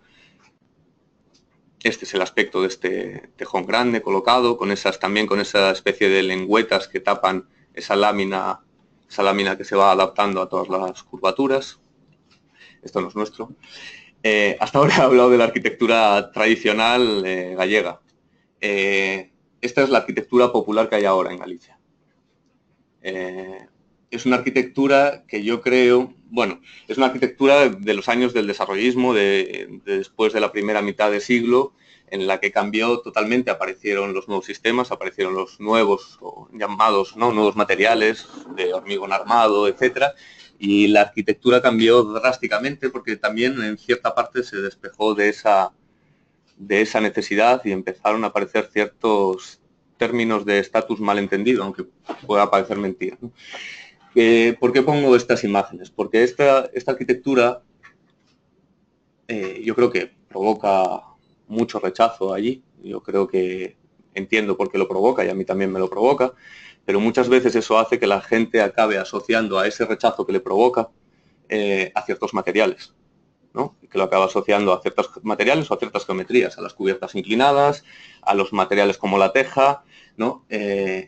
Cuando yo creo que realmente el problema que tiene esta arquitectura no tiene que ver con esas cosas, sino que tiene que ver con la escala, que tiene que ver con la relación con el entorno, en cuanto a que es totalmente autista en su relación con la topografía, es totalmente autista también en sus orientaciones de cara al soleamiento, según están colocados los aleros, los huecos, las ventanas, etcétera. También totalmente desvinculada de los vientos dominantes, cosa que es muy importante cuando, sobre todo, estamos hablando de sitios donde los vientos dominantes combinados con lluvia, allí principalmente siempre llueve del suroeste, el tratamiento que le tienes que dar tanto a la cubierta como a la fachada como a los huecos es totalmente diferente de un lado a otro. Y aunque parezca mentira, como decía, tiene algo que ver también con el tamaño de las cosas, ¿no? Y con una desconexión sobre la funcionalidad real de las cosas. Estas casas generalmente tienen la mitad de su superficie vacía o amueblada para enseñar a los vecinos. Evidentemente yo creo que esta arquitectura, que es algo que iba, si se resuelve con cubierta plana y con materiales modernos, alucobones, chapas y tal, sería igualmente una mierda. Quiero decir, no es un problema de sus materiales específicos, porque sobre todo si la comparamos con la arquitectura que hemos visto hasta ahora, tradicional y que todos conocemos, pues evidentemente no se parecen en nada y sus valores no son los mismos, ¿no? Esto me servía un poco de introducción para esta vivienda. En esta vivienda, en parte, por centrarnos en el tema que toca hoy, tiene algo que ver con una pequeña resistencia en términos quizá de lenguaje o de estrategias de arquitectura. Una pequeña resistencia primero a asumir que esos valores de la arquitectura tradicional ya no son vigentes y ya no son válidos, de todos esos valores que hemos hablado, de escalas, relaciones con el entorno, materialidad, formación de un contexto, de un paisaje, y por otro lado, también una resistencia o una negación de creer que la única vía posible para hacer arquitectura contemporánea y que el único lenguaje admitido desde la contemporaneidad tiene que ver con una idea reducida y simplista de un malentendido movimiento moderno, ¿no? Que muchas veces tiene que ver con una estética de idolatría del progreso, etcétera, ¿no? Pero que tampoco responde a problemáticas de contemporaneidad mejor que otras arquitecturas. Esta es una de las primeras pruebas, pero ya desde el principio estaba presente esa cubierta que acogía tanto la zona de garaje como toda la vivienda, como los porches, como aleros de protección, tanto de salidamiento como de lluvia. Está resuelta en planta baja, también para dejar vistas a los vecinos de atrás, que eran los padres de los propietarios, los que les habían dejado la casa, y se requería un mínimo de educación, de quitarle las maravillosas vistas al valle también. Y bueno, aunque ya digo que no es la última versión, ni es exactamente lo que vais a ver, enseña un poquito cuáles eran las ideas iniciales del proyecto, ¿no? Integrarse en un entorno tradicional gallego, distanciarse de esa arquitectura popular en temas de escala, de relación con el entorno, etcétera, pegarse al terreno y a la topografía, y responder a las orientaciones. Estas son las casas que decíamos que están detrás, que responden un poco a esos criterios que decíamos antes.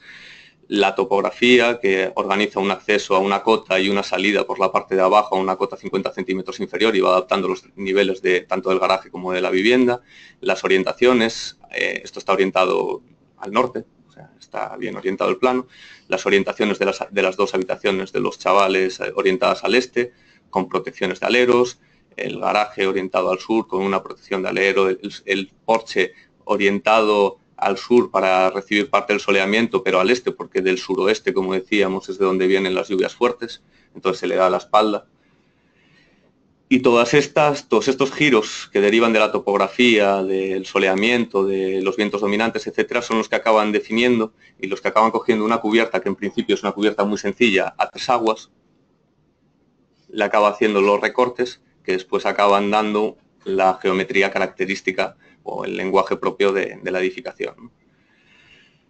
Es una estructura, hablábamos antes también de sistemas constructivos, es una construcción barata en términos en los que su propia estructura son los cerramientos, definen los espacios, son muros de carga y una cubierta de madera. Una cubierta de madera con una estructura principal de vigas y una estructura secundaria de cabios en la otra dirección.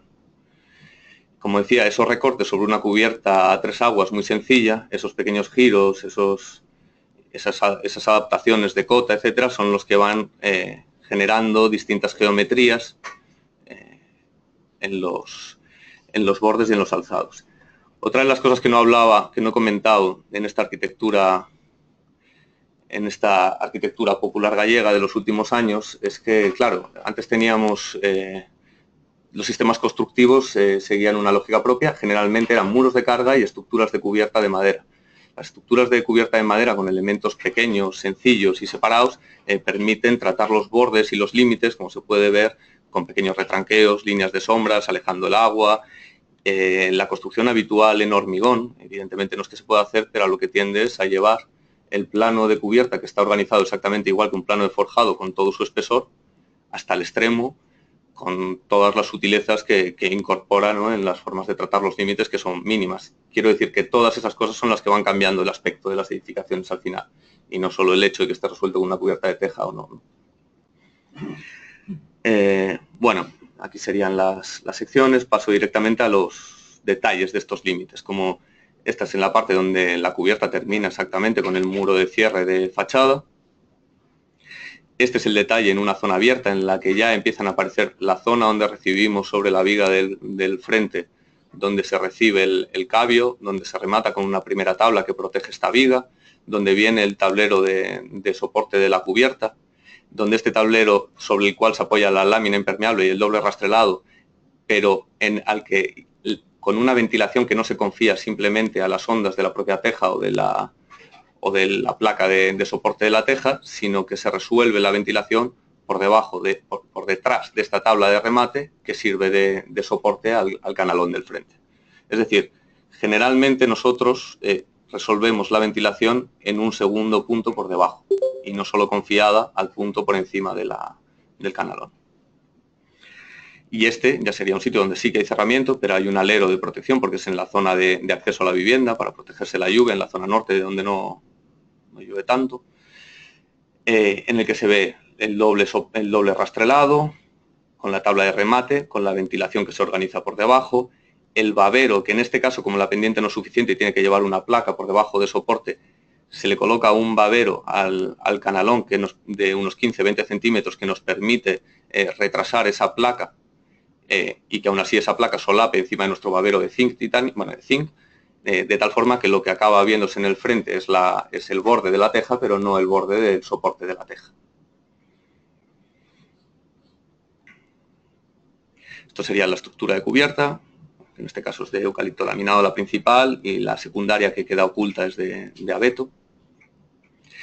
Esto es el sistema de muros de carga de bloque de cemento, que es una construcción, como ya sabéis, que es muy barata o muy usual, que el problema que tendría es si queda expuesta al exterior, sobre todo allí, ¿no?, porque se empapa, acumula humedad, etcétera, pero en este caso está al interior, por fuera lleva el aislamiento, la cámara de aire, etcétera.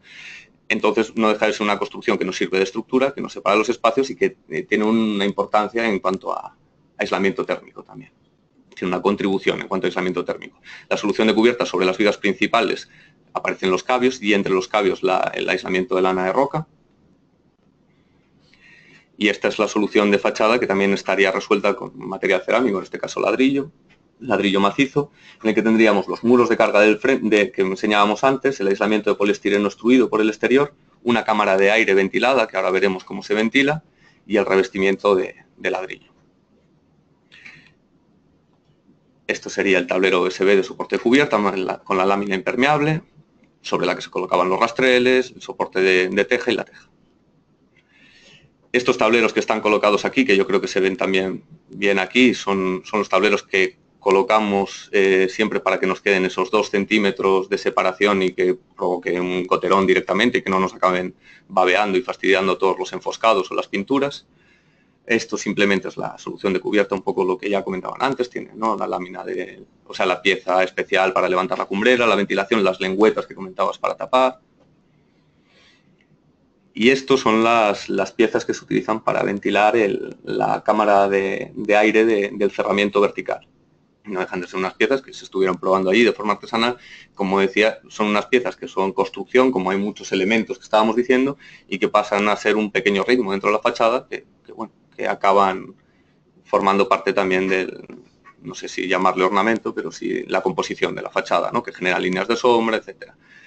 Después esto se pintó de blanco. Allí la construcción en Galicia, la construcción de ladrillo que a la vista no es una construcción habitual ni que tengamos asumida como parte del entorno, y que aunque también esta opción nosotros nos hizo dudar cuando lo vimos antes. Habíamos decidido pintarla. Cuando lo vimos nos parecía atractiva, incluso a los propios clientes. La decisión se tomó a última hora y yo creo que lo que más pesó es eso, que en nuestra cabeza y en nuestro imaginario no existe esta arquitectura, no es habitual. Pero sí que existe una arquitectura blanca con mucha textura de la piedra, etcétera. Estas son, como decía, las ventilaciones que van marcando estos pequeños hitos en la fachada, estas líneas de sombra que también se organizan en la parte de abajo. Esta grava que también nosotros estamos acostumbrados por la construcción en madera, pero que no deja de ser para evitar salpicaduras, ¿no?, y que la vegetación se acerque y acabe provocando ese problema. Y aquí veis un poco el aspecto de la vivienda, muy pegada al suelo, respondiendo a la topografía, con un plano de cubierta que no se separa, con unos cerramientos macizos blancos, con unas zonas donde aparecen las carpinterías y las heridas o los huecos hacia el interior resueltos en madera, como también era habitual.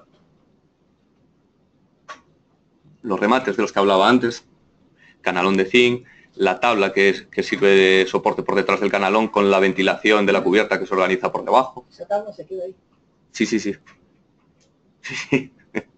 ¿Por qué? ¿Tienes miedo a la durabilidad? Hombre, yo soy administrador de finca, yo lo que hago es conservarlo después. Esa tabla la mitad de las veces se agravea porque se empieza a mojar y ahí tendrá eso, andar ni para cambiarla. Nada, eso otro día damos una charla sobre madera y durabilidad, que no hay ningún problema tampoco. Tampoco, eso es otro de los grandes mitos y miedos con la madera. Depende de la madera, depende de muchas cosas, de los acabados, de la ventilación, etcétera. Como verá después y tal, construimos todo en madera. Así que su duda es bastante más esencial. Pero bueno, eso serían otros temas.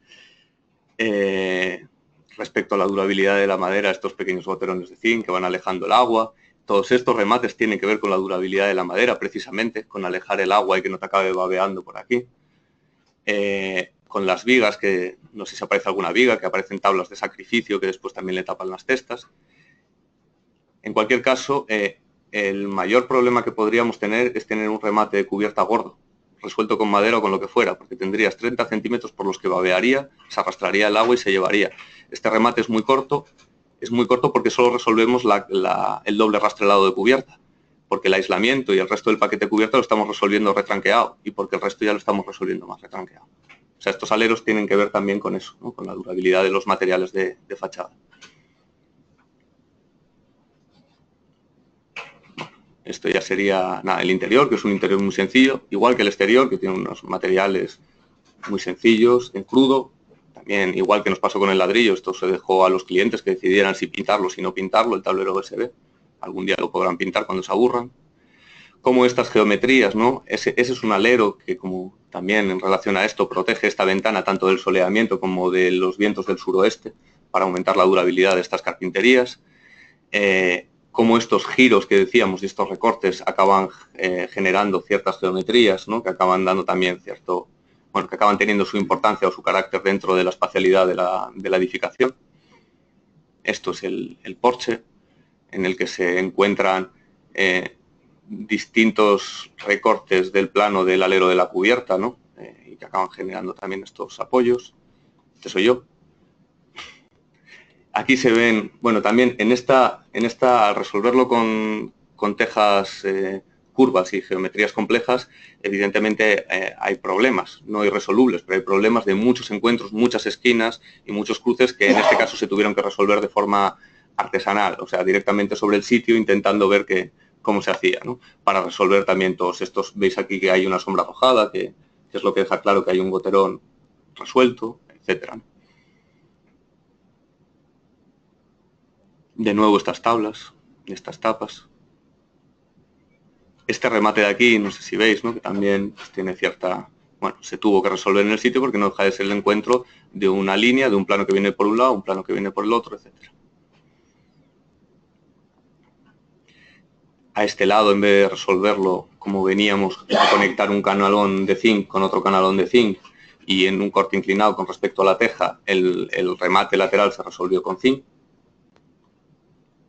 Ahí se ve, ¿no? Como la teja llega en el corte, pero hay un remate que es el que le acaba dando esa continuidad con los canalones de zinc.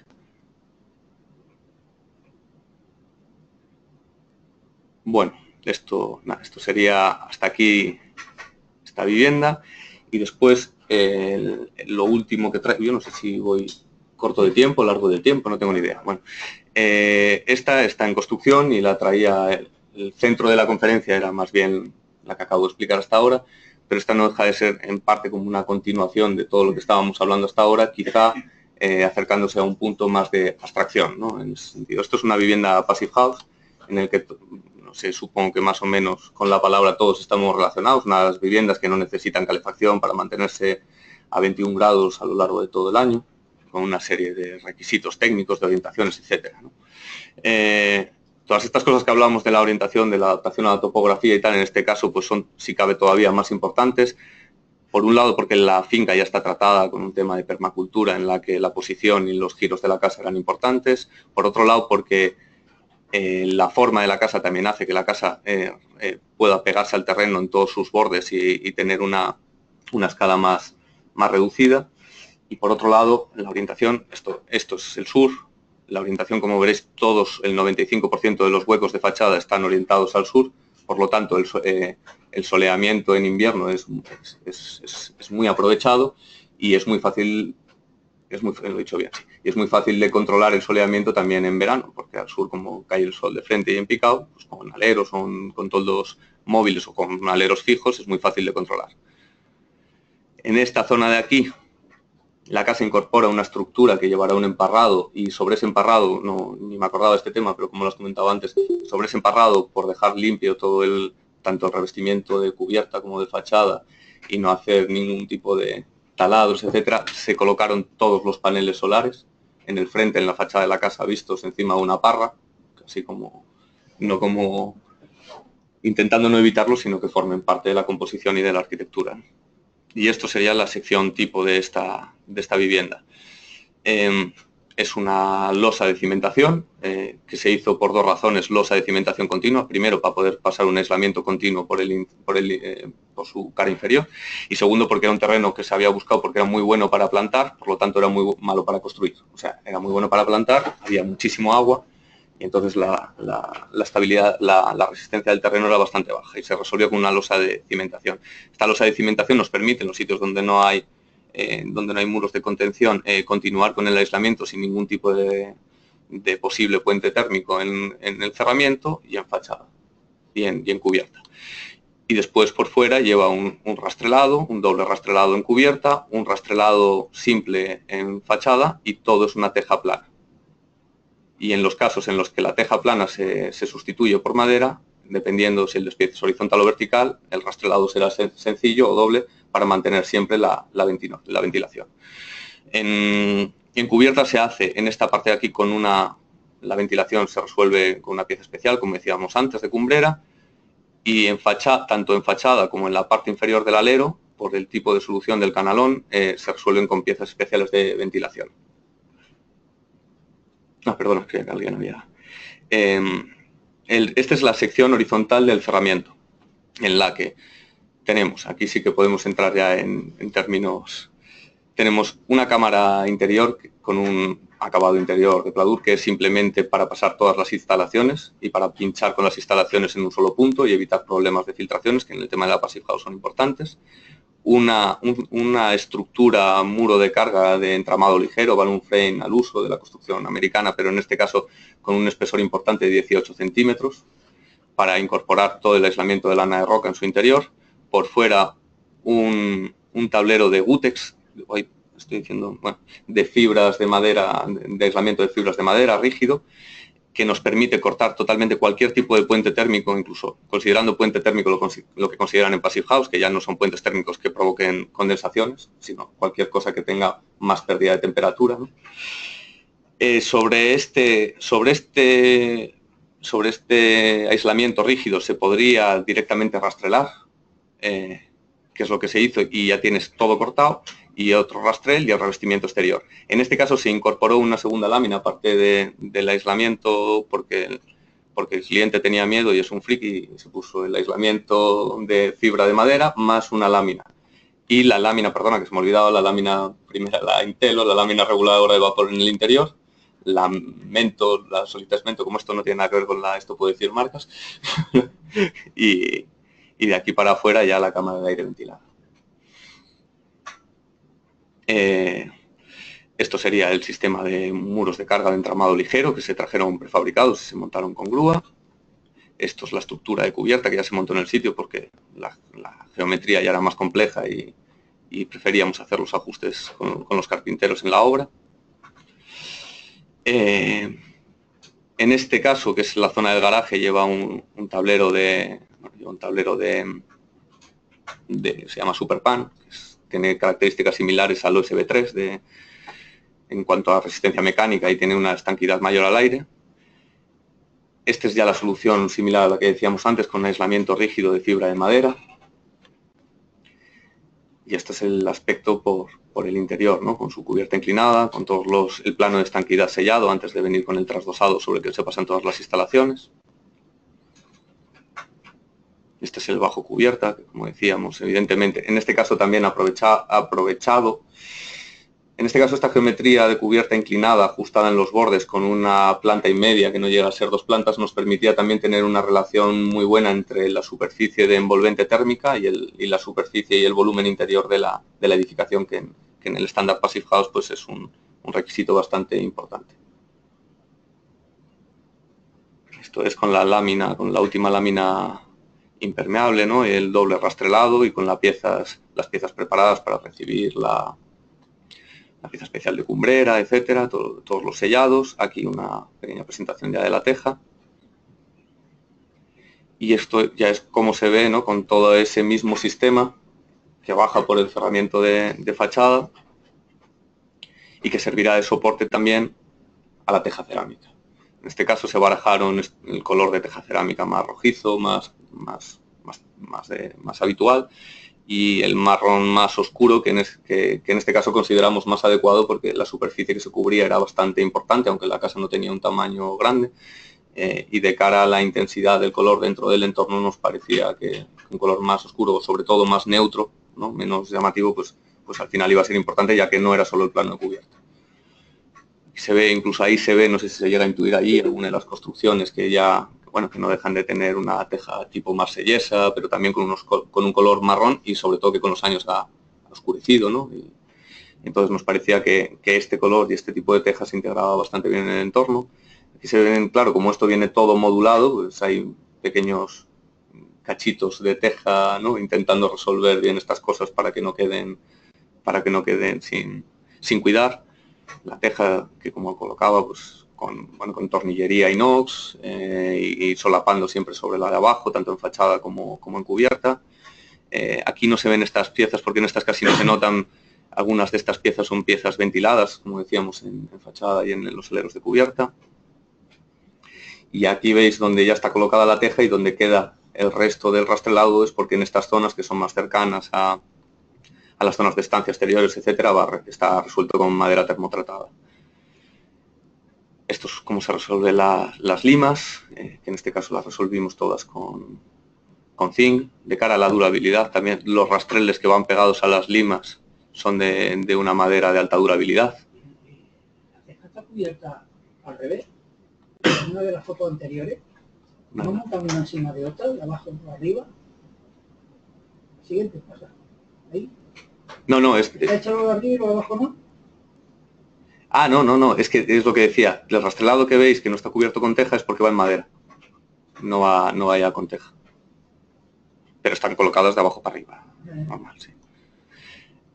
Como decía, que no es menor y no lo digo de broma. Bueno, aquí aparece una pequeña lámina que sobre todo es importante. Aquí teníamos restos, pero sobre todo es importante en todo debajo de la cimentación y volviendo por los zócalos, una lámina antitermitas. Porque aunque nosotros solemos trabajar también con maderas de alta durabilidad, y en este caso como vas a un balloon frame, a un entramado ligero, pues vas a maderas baratas principalmente, de coníferas y que son probablemente atacables. Entonces trabajamos con láminas antitermitas y en los casos donde vamos a zonas donde hay metales y donde hay zonas donde hay posibles condensaciones, esta madera que es un pino o tal, o vamos ya a pinos tratados en autoclave o cambiamos a unas maderas de mayor durabilidad como pueden ser hirocos o eucaliptos o lo que sea. Bueno, la resolución del encuentro de las limas, en este caso la lima olla, si no me engaña la foto, con el canalón de abajo, ¿no? La lima, el canalón, la resolución por este lado. El problema de durabilidad está en las soldaduras. Ya, por eso, claro, está resuelto por debajo, lleva la lámina del zinc, claro, sí, lleva la lámina del zinc, lleva una lámina permeable y llevan dos rastreles de alta durabilidad para que no provoque esos problemas. Pero sí, generalmente esto es otra de las cosas que yo no he venido a hablar de madera, pero me hace mucha gracia cómo la gente ve la madera gris y se vuelve loca y ve estructuras enteras de acero oxidado y no le preocupa. No sé, tenemos en la cabeza totalmente dirigida, ¿no? En ese sentido. Bueno, esto sería ya la solución. Ahí se ve, ¿no? Cómo queda perfectamente la pieza. Ahí se ve muy claro porque además, como pasa por encima de la lima, ¿no? Se ve cómo queda la pieza levantada. Los canales que también se podían haber tapado mucho más y tendrías lo mismo, pero claro, tenemos mucho agua y tenemos muchos árboles alrededor. Tendemos a dejar estas cosas amplias y registrables, precisamente por todos estos temas, ¿no? De durabilidad. El remate del lateral, que en este caso esa continuidad que queríamos entre fachada y cubierta, pues la solución que esta teja nos daba para el remate no daba ningún tipo de, ni siquiera continuidad, porque vais a ver que aquí lo partimos con el acero, pero era como que generaba un cambio de plano, ¿no? Que se nos hacía un poco artificial en este caso. Entonces se colocan estos remates de chapa de zinc, a los que simplemente se pliegan hacia arriba y hacia abajo y se elabora después el goterón. Se hace el goterón y se pliega para arriba para que el agua por lo menos caiga y baje hasta el canalón y no nos esté continuamente pues poco agua. Es una pequeña retención, ¿no? Que es aquí, bueno, aquí son las pruebas, ¿no? Para conseguir el remate mínimo sin que, claro, tapas una parte de la teja y como van solapadas una encima de la otra, pues tapas una pero te puede quedar la otra, ¿no? Las pruebas de tamaños, la solución desde arriba, con el encuentro con el canalón, con esa pequeña zona que sale como en modo gárgola, que no es una gárgola, sino donde ya se resuelve la bajante. Bueno, la pieza especial de cumbrera y aquí el remate que se hizo, ¿no? ¿Qué tiene esto que le falta aquí, que no hemos visto en la foto? Una pestaña que sube para arriba, que la teja aplasta, ¿no? Como si fuera una solución, cualquier solución del zinc, pero resuelta contra la teja para retener el agua que viene para aquí, por ese pliegue que decíamos, y este pequeño goterón, ¿no? Que vuelve y nos acerca a la fachada para que no resbale y no babe por la fachada. El tema de hacer una casa en la que fachadas cubiertas es la misma teja, tiene líneas continuas y tal, geométricamente nos provocó un par de quebraderos de cabeza cuando llegabas por un lado y por el otro, pero bueno, nada, es cuestión de cómo nos sobra tiempo. Bueno, esta es la solución del testero con la bajante, el remate de zinc de la teja plana. Como en las limas se resolvió por debajo, daban miedo las limaollas, ¿no? Pero como en las limatesas, que no tienes el mismo miedo, evidentemente, simplemente lo haces para que no te filtre tanto agua, se resolvió igual, con zinc, se le hicieron las pestañas, pero en este caso la teja se dejó casi junta por temas de continuidad, por temas de aspecto, ¿no? Y no he traído fotos, había muchas fotos ya con revestimiento en madera y tal, pero como estaba pensando en la teja, ni de los paneles solares y de la estructura se me han escapado. Pero bueno, esto es un poco el aspecto antes de terminar de revestir la vivienda, y esto es una foto aérea de la vivienda en la que se ve esa quinta fachada y esa relación de la geometría con el entorno, la sectoralización de la parcela, etc. Y nada más. Muchas gracias.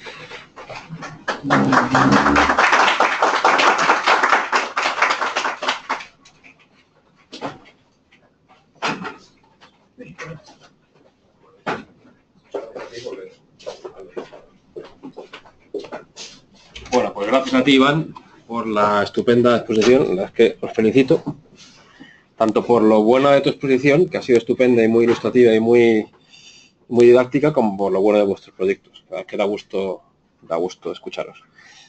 Bueno, pues yo vengo aquí para clausurar, no para mucho más, para deciros que muchas gracias por vuestra asistencia y bueno, pues si tenéis alguna cuestión que comentar, alguna cosa que se haya quedado pendiente, es el momento. Y si no, os han entregado unas encuestas que yo creo que a los que estáis por internet, al otro lado del más allá, creo que se os va a mandar por email, me parece, me parece no, estoy seguro.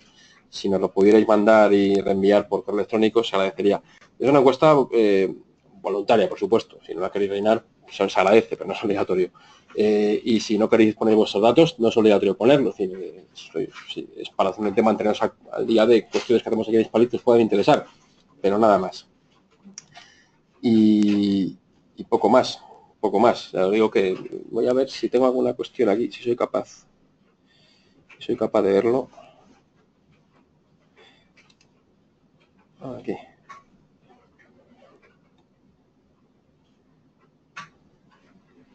Voy a ver si alguien ha hecho alguna pregunta por internet que se pueda contestar.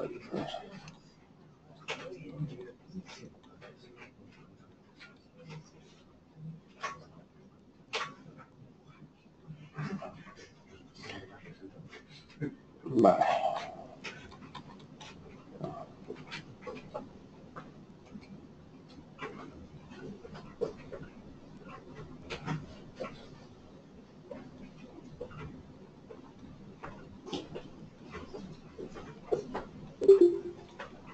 Vale, bueno, no ha habido así ninguna pregunta que haya visto por internet. Bueno, en cualquier caso, pues lo dicho, que si tenéis alguna cuestión, sin ningún problema, de todas formas, tenéis la página de la web de Hispalit a vuestra disposición. No sé si esta ponencia de Tejas está colgada ya, me parece que sí. No lo sé, no lo recuerdo. Estará en breve. Suele estar, solemos colgar todas las ponencias en... Sí, está, ¿verdad? Por eso. Ahí la tenéis. Alguna cosa que podía pasar un poco más rápido porque estará un poquito reducida de tiempo para dar paso a Iván, pues y que pudieras exponer sus proyectos, pues se puede ver ahí más despacio. En fin, pues lo dicho, que muchas gracias por la asistencia. Me dicen, ¿dónde está grabado para oírlo de nuevo? Pues no lo sé. Es que no sé si la grabación es para luego ponerla. Sinceramente no sé si se graba para consumo interno o se graba para que luego se pueda volver a escuchar la charla. No lo sé. Bueno, eso te lo puede contestar Cristina. Ah, mira, lo dice ahí. Es que eso ya son temas que yo no llevo. Vale. Muy bien, pues gracias a todos los que habéis estado aquí y allí en internet. Sí. Una cuestión que ahora estáis los dos arquitectos. Vale. Podamos comentar o alguno seguramente. Sí.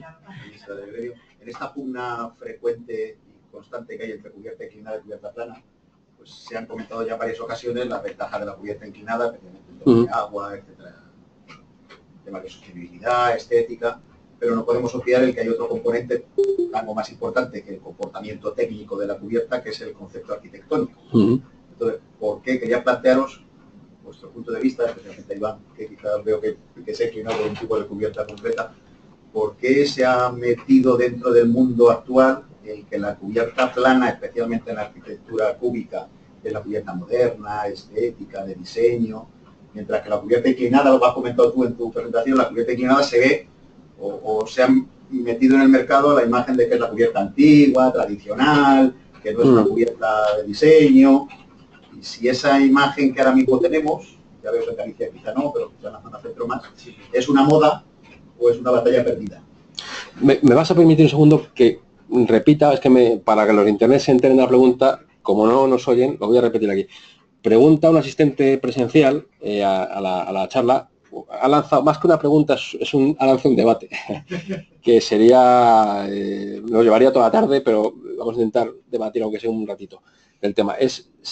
Habla sobre el tema de si el cubierta inclinada, cubierta plana o azotea frente a cubierta inclinada, si aparte de las ventajas técnicas que pueda tener una o frente a otra frente a una, si hay algo más allá, en fin, si obedece también a modas, ¿no? o a clichés, y si ahora parece como que si no tienes una cubierta inclinada, no eres, plana, no eres moderno, no tienes derecho a casi ni asistir. Básicamente es la pregunta, más que pregunta, el debate, y bueno, pues creo que vamos a estar muy de acuerdo, Iván y yo, en la respuesta que hablé, si quieres, que ha empezado. Iván, vente aquí a hablar, para que te oigan también desde internet, porque si no, no te van a escuchar.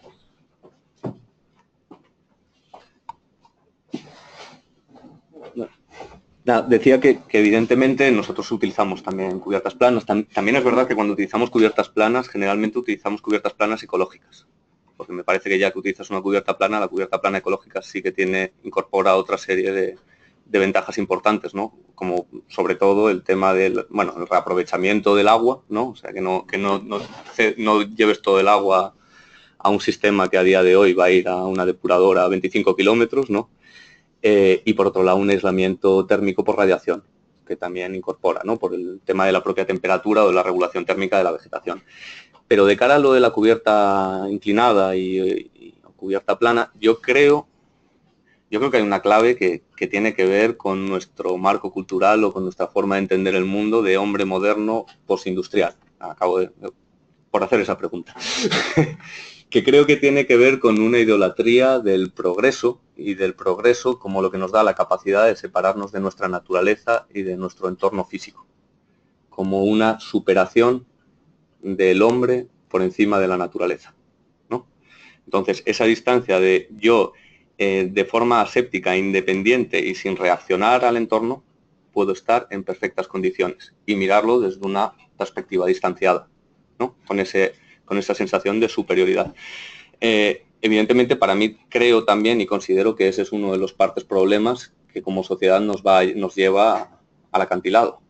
Esa misma actitud de la que es representante esta arquitectura que deriva del movimiento moderno, que en el movimiento moderno hace un siglo tenía mucho sentido, porque primero estábamos en esa época más inocente de la revolución industrial y del progreso, que todavía no habíamos empezado a ser conscientes de todo lo que venía detrás, ¿no? Y de las consecuencias negativas, y respondía a problemas, ¿no? de globalización que en principio se podían considerar como algo positivo económicamente porque había que dar respuesta a mucha vivienda, ¿no?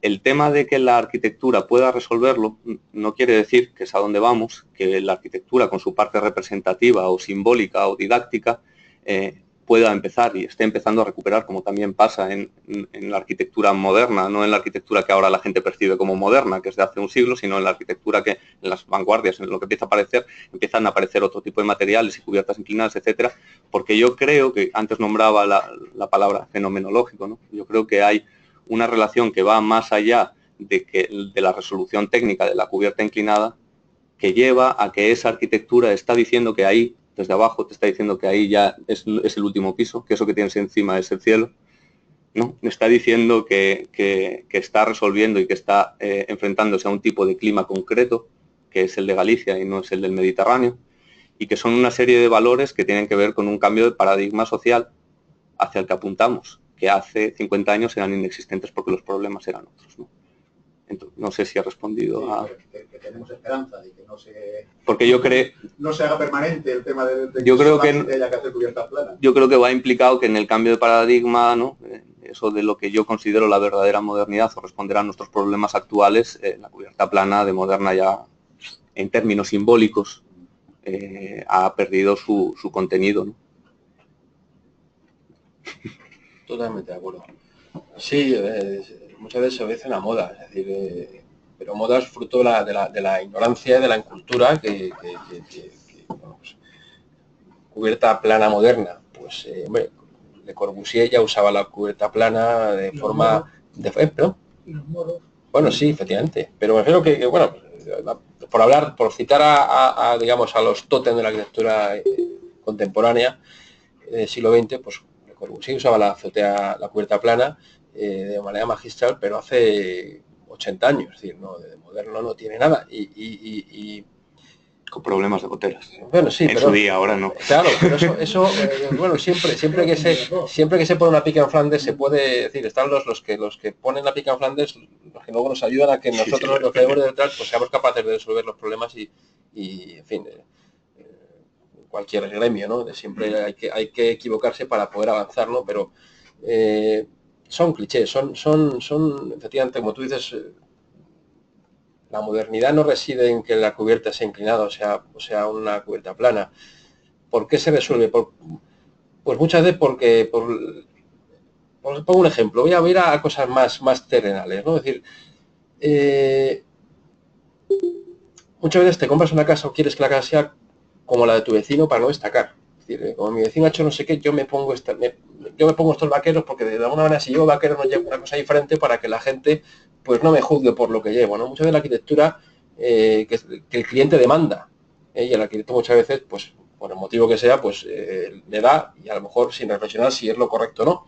También hay que comer y muchas veces hay que decir, bueno, pues que si no me lo encargan así, se lo encarga otro. Bueno, pues eso muchas veces hace que tú te plegues a una cosa que a lo mejor no te gustaría hacer como arquitecto, pero al final acabas haciendo. El cliente muchas veces demanda eso sin saber por qué.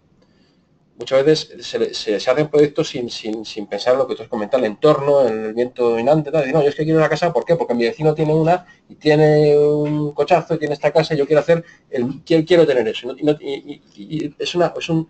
Pero es que lo que dices es que los clientes te piden cubierta plana. Ahora los más conservadores te piden cubierta plana porque lo han visto tal, pero también te piden cubierta inclinada cuando no hay que hacerla. O no. Quiero decir que... sin meditar. Tenía un jefe con el que trabajé, decía también esto ya medio de coña y de los arquitectos, ¿no? Que llevaba toda la vida cubierta plana, hasta que viene un cliente y le dice, quiero que cubierta plana, y dice, pues teja cerámica. Eso también es una actitud de resistencia que yo creo que va con el animal, ¿no? Yo creo que como mantenedor, como administrador de finca, después de mantenerlo, si las dos están bien hechas, las dos valen. Estoy totalmente de acuerdo. Es que si me dan a elegir, prefiero una cubierta plana por el mantenimiento, ¿eh? Porque muchas veces los arquitectos proyectáis pensando en la estética, pero no pensáis en el mantenimiento posterior. Concretamente, calle de Arapiles, tienen una cubierta de pizarra. Hay que arreglar parte de la pizarra, o sea, y hay un canal. Para arreglar la cubierta vale más porque hay que poner un andamio que llega hasta arriba. La mayoría de las cubiertas, yo estoy arreglando ahora unas cuantas tejas y demás. Si no tienen un sitio, tienen unas inclinaciones de 3 pares de bigotes. Sí. Entonces tienes que montar un andamio y te vale el andamio 4 veces la reparación que tienes que hacer de la obra. Una cubierta plana, normalmente es más fácil, entre comillas, de resolver la gotera o lo que pueda. Yo creo que es lo que ha dicho, ¿no? Si está bien resuelto, tanto una como otra es válida, porque yo estoy resolviendo ahora arreglando una urbanización con cubiertas planas. Claro, a mí me pasó hace unos años en Valle del Monte, me tocó hacer una dirección de obra de un montón de bloques que tenían las humedades. No, carajo. Tiene 7 años la urbanización. Como has dicho tú, depende de quién lo haga, de cómo lo haga y como todo. En unos años falta de solape, un montón de bloques en Valle del Monte que no habían hecho el solape con el peto y no habían solapado correctamente, los áticos tenían una humedad, o sea, unas filtraciones de agua que a veces caía el agua. Y el solape es el mismo si es cubierta plana o inclinada. Claro, pero estaba mal hecho, me refiero que es un problema de mala ejecución, de resolver mal el problema. La primera fila o la última no vuele encima del canalón y se quede corto, Hombre, sí. y así, que escurra por toda la pared. Como los canalones no se limpien a menudo, por hojas, por pájaros, por plástico, esa tabla que se coloca ahí se termina por pudrir. Estoy de acuerdo totalmente. Claro, es que las cosas hay que mantenerlas. En las terrazas, pues bueno, también tiene otros problemas. Todo bien hecho, mal hecho. Yo creo a ver, que yo creo que no existe tal conflicto de cubierta plana, cubierta inclinada, ni que ahora haya que demonizar la cubierta plana, ni que...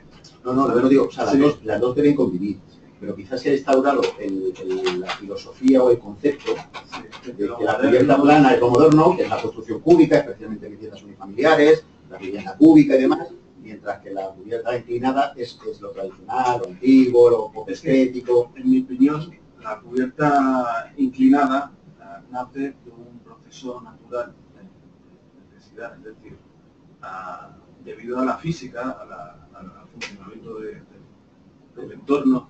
Sin embargo, la cubierta plana, como muchas otras cosas en la arquitectura, nace de un proceso que es un recurso más, pero nace de un proceso de conceptualización, ¿no?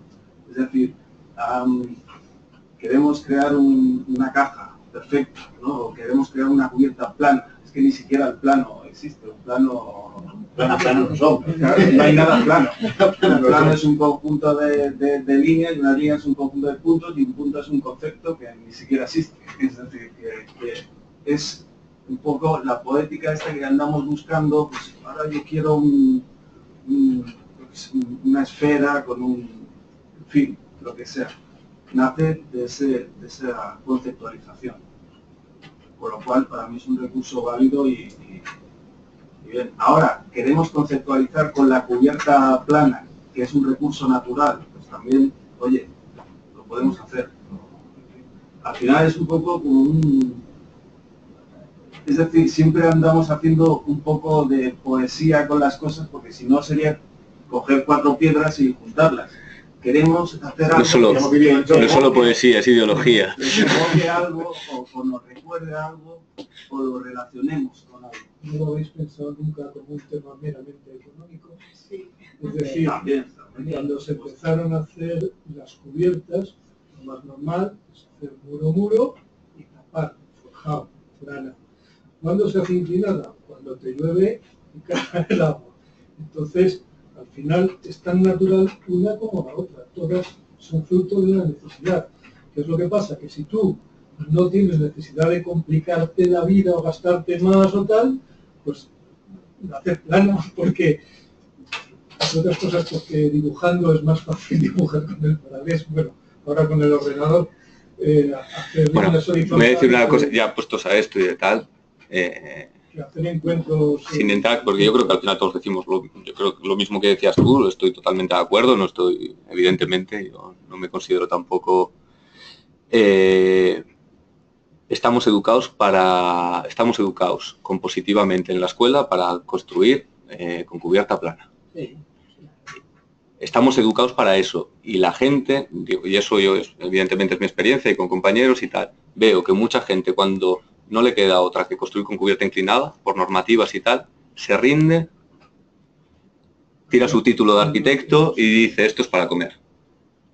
Y eso pasa muchísimo. Se da la batalla por perdida porque no estamos educados para trabajar con cubiertas. Compositivamente nos ponen muy nerviosos. Y yo no te estoy hablando de un plano así. Estoy hablando de una cubierta y si no lo abstraes y si no lo llevas al extremo de la abstracción y tal, es algo que como arquitectos en nuestra formación, porque tenemos una formación más o menos todos los que estamos aquí que deriva del movimiento moderno, nos han educado en ese tipo de composición.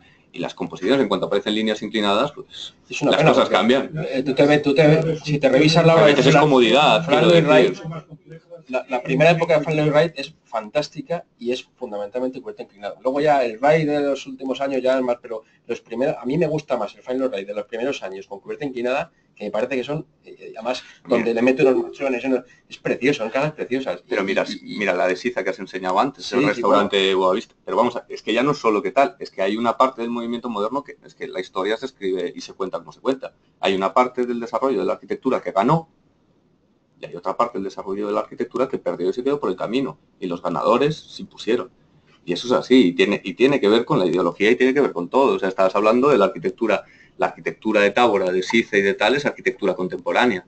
Y estaba ya cuando todos estaban haciendo cubiertas planas. La arquitectura de Coder, que mucha de ella, y siendo mediterránea, y cuando se va al norte a Santander y tal, es cubierta inclinada. Y estaba en los CIAM y estaba haciendo tal. O sea, tiene que ver con ideologías, con resistencias a ciertas tendencias y con formas de tal. Y no deja de ser, yo no digo que haya una solución, y si la hay, evidentemente yo no la tengo. Pero sí que hay caminos que han ganado, o por lo menos mediáticamente, y que a día de hoy, un siglo después, te los ponen en la tele a un tipo... Algo de eso sí que tiene, ¿no? O sea, a mí lo que me pasa es que los clientes más clásicos que me encuentro ahora, los conservadores que quieren la casa con 2 baños, a poder ser un tercero, 3 habitaciones, con tal, no sé qué, me piden cubierta plana y la casa pintada de blanco. Hace 10 años no. Es lo diferente. Claro, pero hace 10, 15 años esos no pedían eso, pero curiosamente, por lo que ha pasado en la tele en estos últimos 5 años, los más conservadores realmente, o sea, conservadores en el programa, conservadores en sus actitudes y tal, piden viviendas modernas. No quiero decir algo. Cosa que te hace sospechar que... Corteja gráfica. Estos arquitectos de Sálvame, te refieres, de Sálvame Deluxe, esos que salen. Muchísima. Tanta como Muchísima. sí. Es que claro, ¿de qué estamos hablando? ¿De lo que consideramos modernos los arquitectos que estamos aquí, de los que hablamos y lo que vemos en los blogs? ¿O de lo que considera moderno el cliente que solo ha visto un programa de la tele, que es lo que te pide y tal? Claro, Fachas inclinadas así, con formas geométricas absurdas, que no obedecen a ningún criterio arquitectónico, más que decir, no, que lo he visto en la tele, porque el de A0 que yo he visto en la tele es así. El de Ronaldo. Bueno, tú no querías decir el nombre, lo digo yo. Eso es, con alerones y tal. Pero si te vas a construir un chalet para fines de semana en una zona que haya árboles, como pongas una cubierta plana, pues te puedes encontrar unas goteras que no veas. Sin embargo, si la pones inclinada, pues... Esa arquitectura de la que hablábamos de la tele y tal no deja de ser... Para mí eso es tuning para ricos. Pero si tienen alerones y luces por debajo y... Es una cubierta inclinada con muy poquita pendiente. Eso también. Ahí, yo cuando es muy inclinada con muy poca pendiente le tengo que poner uralita por debajo, que me da un poco de rabia. Bueno, pues luego has tocado un tema conflictivo. Es el tema. Sí, sí, ¿no? Lo otro... Nada más, tus proyectos a mí me han gustado mucho porque has resuelto un problema del entorno de la mejor forma que se podía ver en ese caso. Es decir, a lo mejor en otros casos te pide una cubierta plana, pero en esos casos es que yo creo que es que no hubiera quedado. Y en cualquier caso son, ya fuera coños que digo que parece que lo hago por dar la contraria y tal, son 2 clientes muy distintos. O sea, el primero me estaba reclamando una casa, o sea, me estaba reclamando que no le hiciera una casa abstracta, ¿sabes? Blanca, con cubierta tal. Él me pedía, o sea, conocía alguna obra nuestra. A mí me gusta mucho esta, ya me lo estaba pidiendo y no quería, y me estaba pidiendo no eso, evidentemente, ¿no?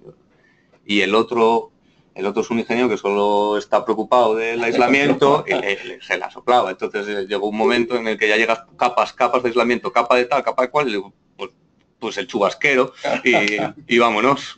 Claro. Bueno, en el fondo lo que acaba definiendo también evidentemente la diferencia entre uno y otro y tal son los clientes. Bueno, pero eso son todos buenos ejemplos de cómo el proyecto te ha llevado al resultado final. O sea, el proyecto es el que te ha dicho como el que te ha pedido el resultado, ¿no? Que eso pasa muchas veces, ¿no? Que es el que le tienes que dejar que él solo te diga a dónde quiere llegar. No tú decir, no, pero yo te pongo la boina y te pongo la chapela, ¿no, macho? Quítamela, ponmela, déjame que yo me ponga el pelo de punta o que me gusta, no, la chapela, pues no. Y muchas veces...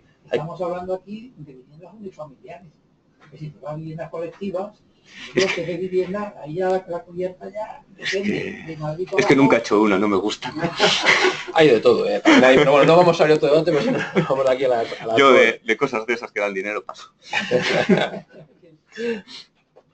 Bueno, pues lo dicho, muchas gracias por la asistencia a todos.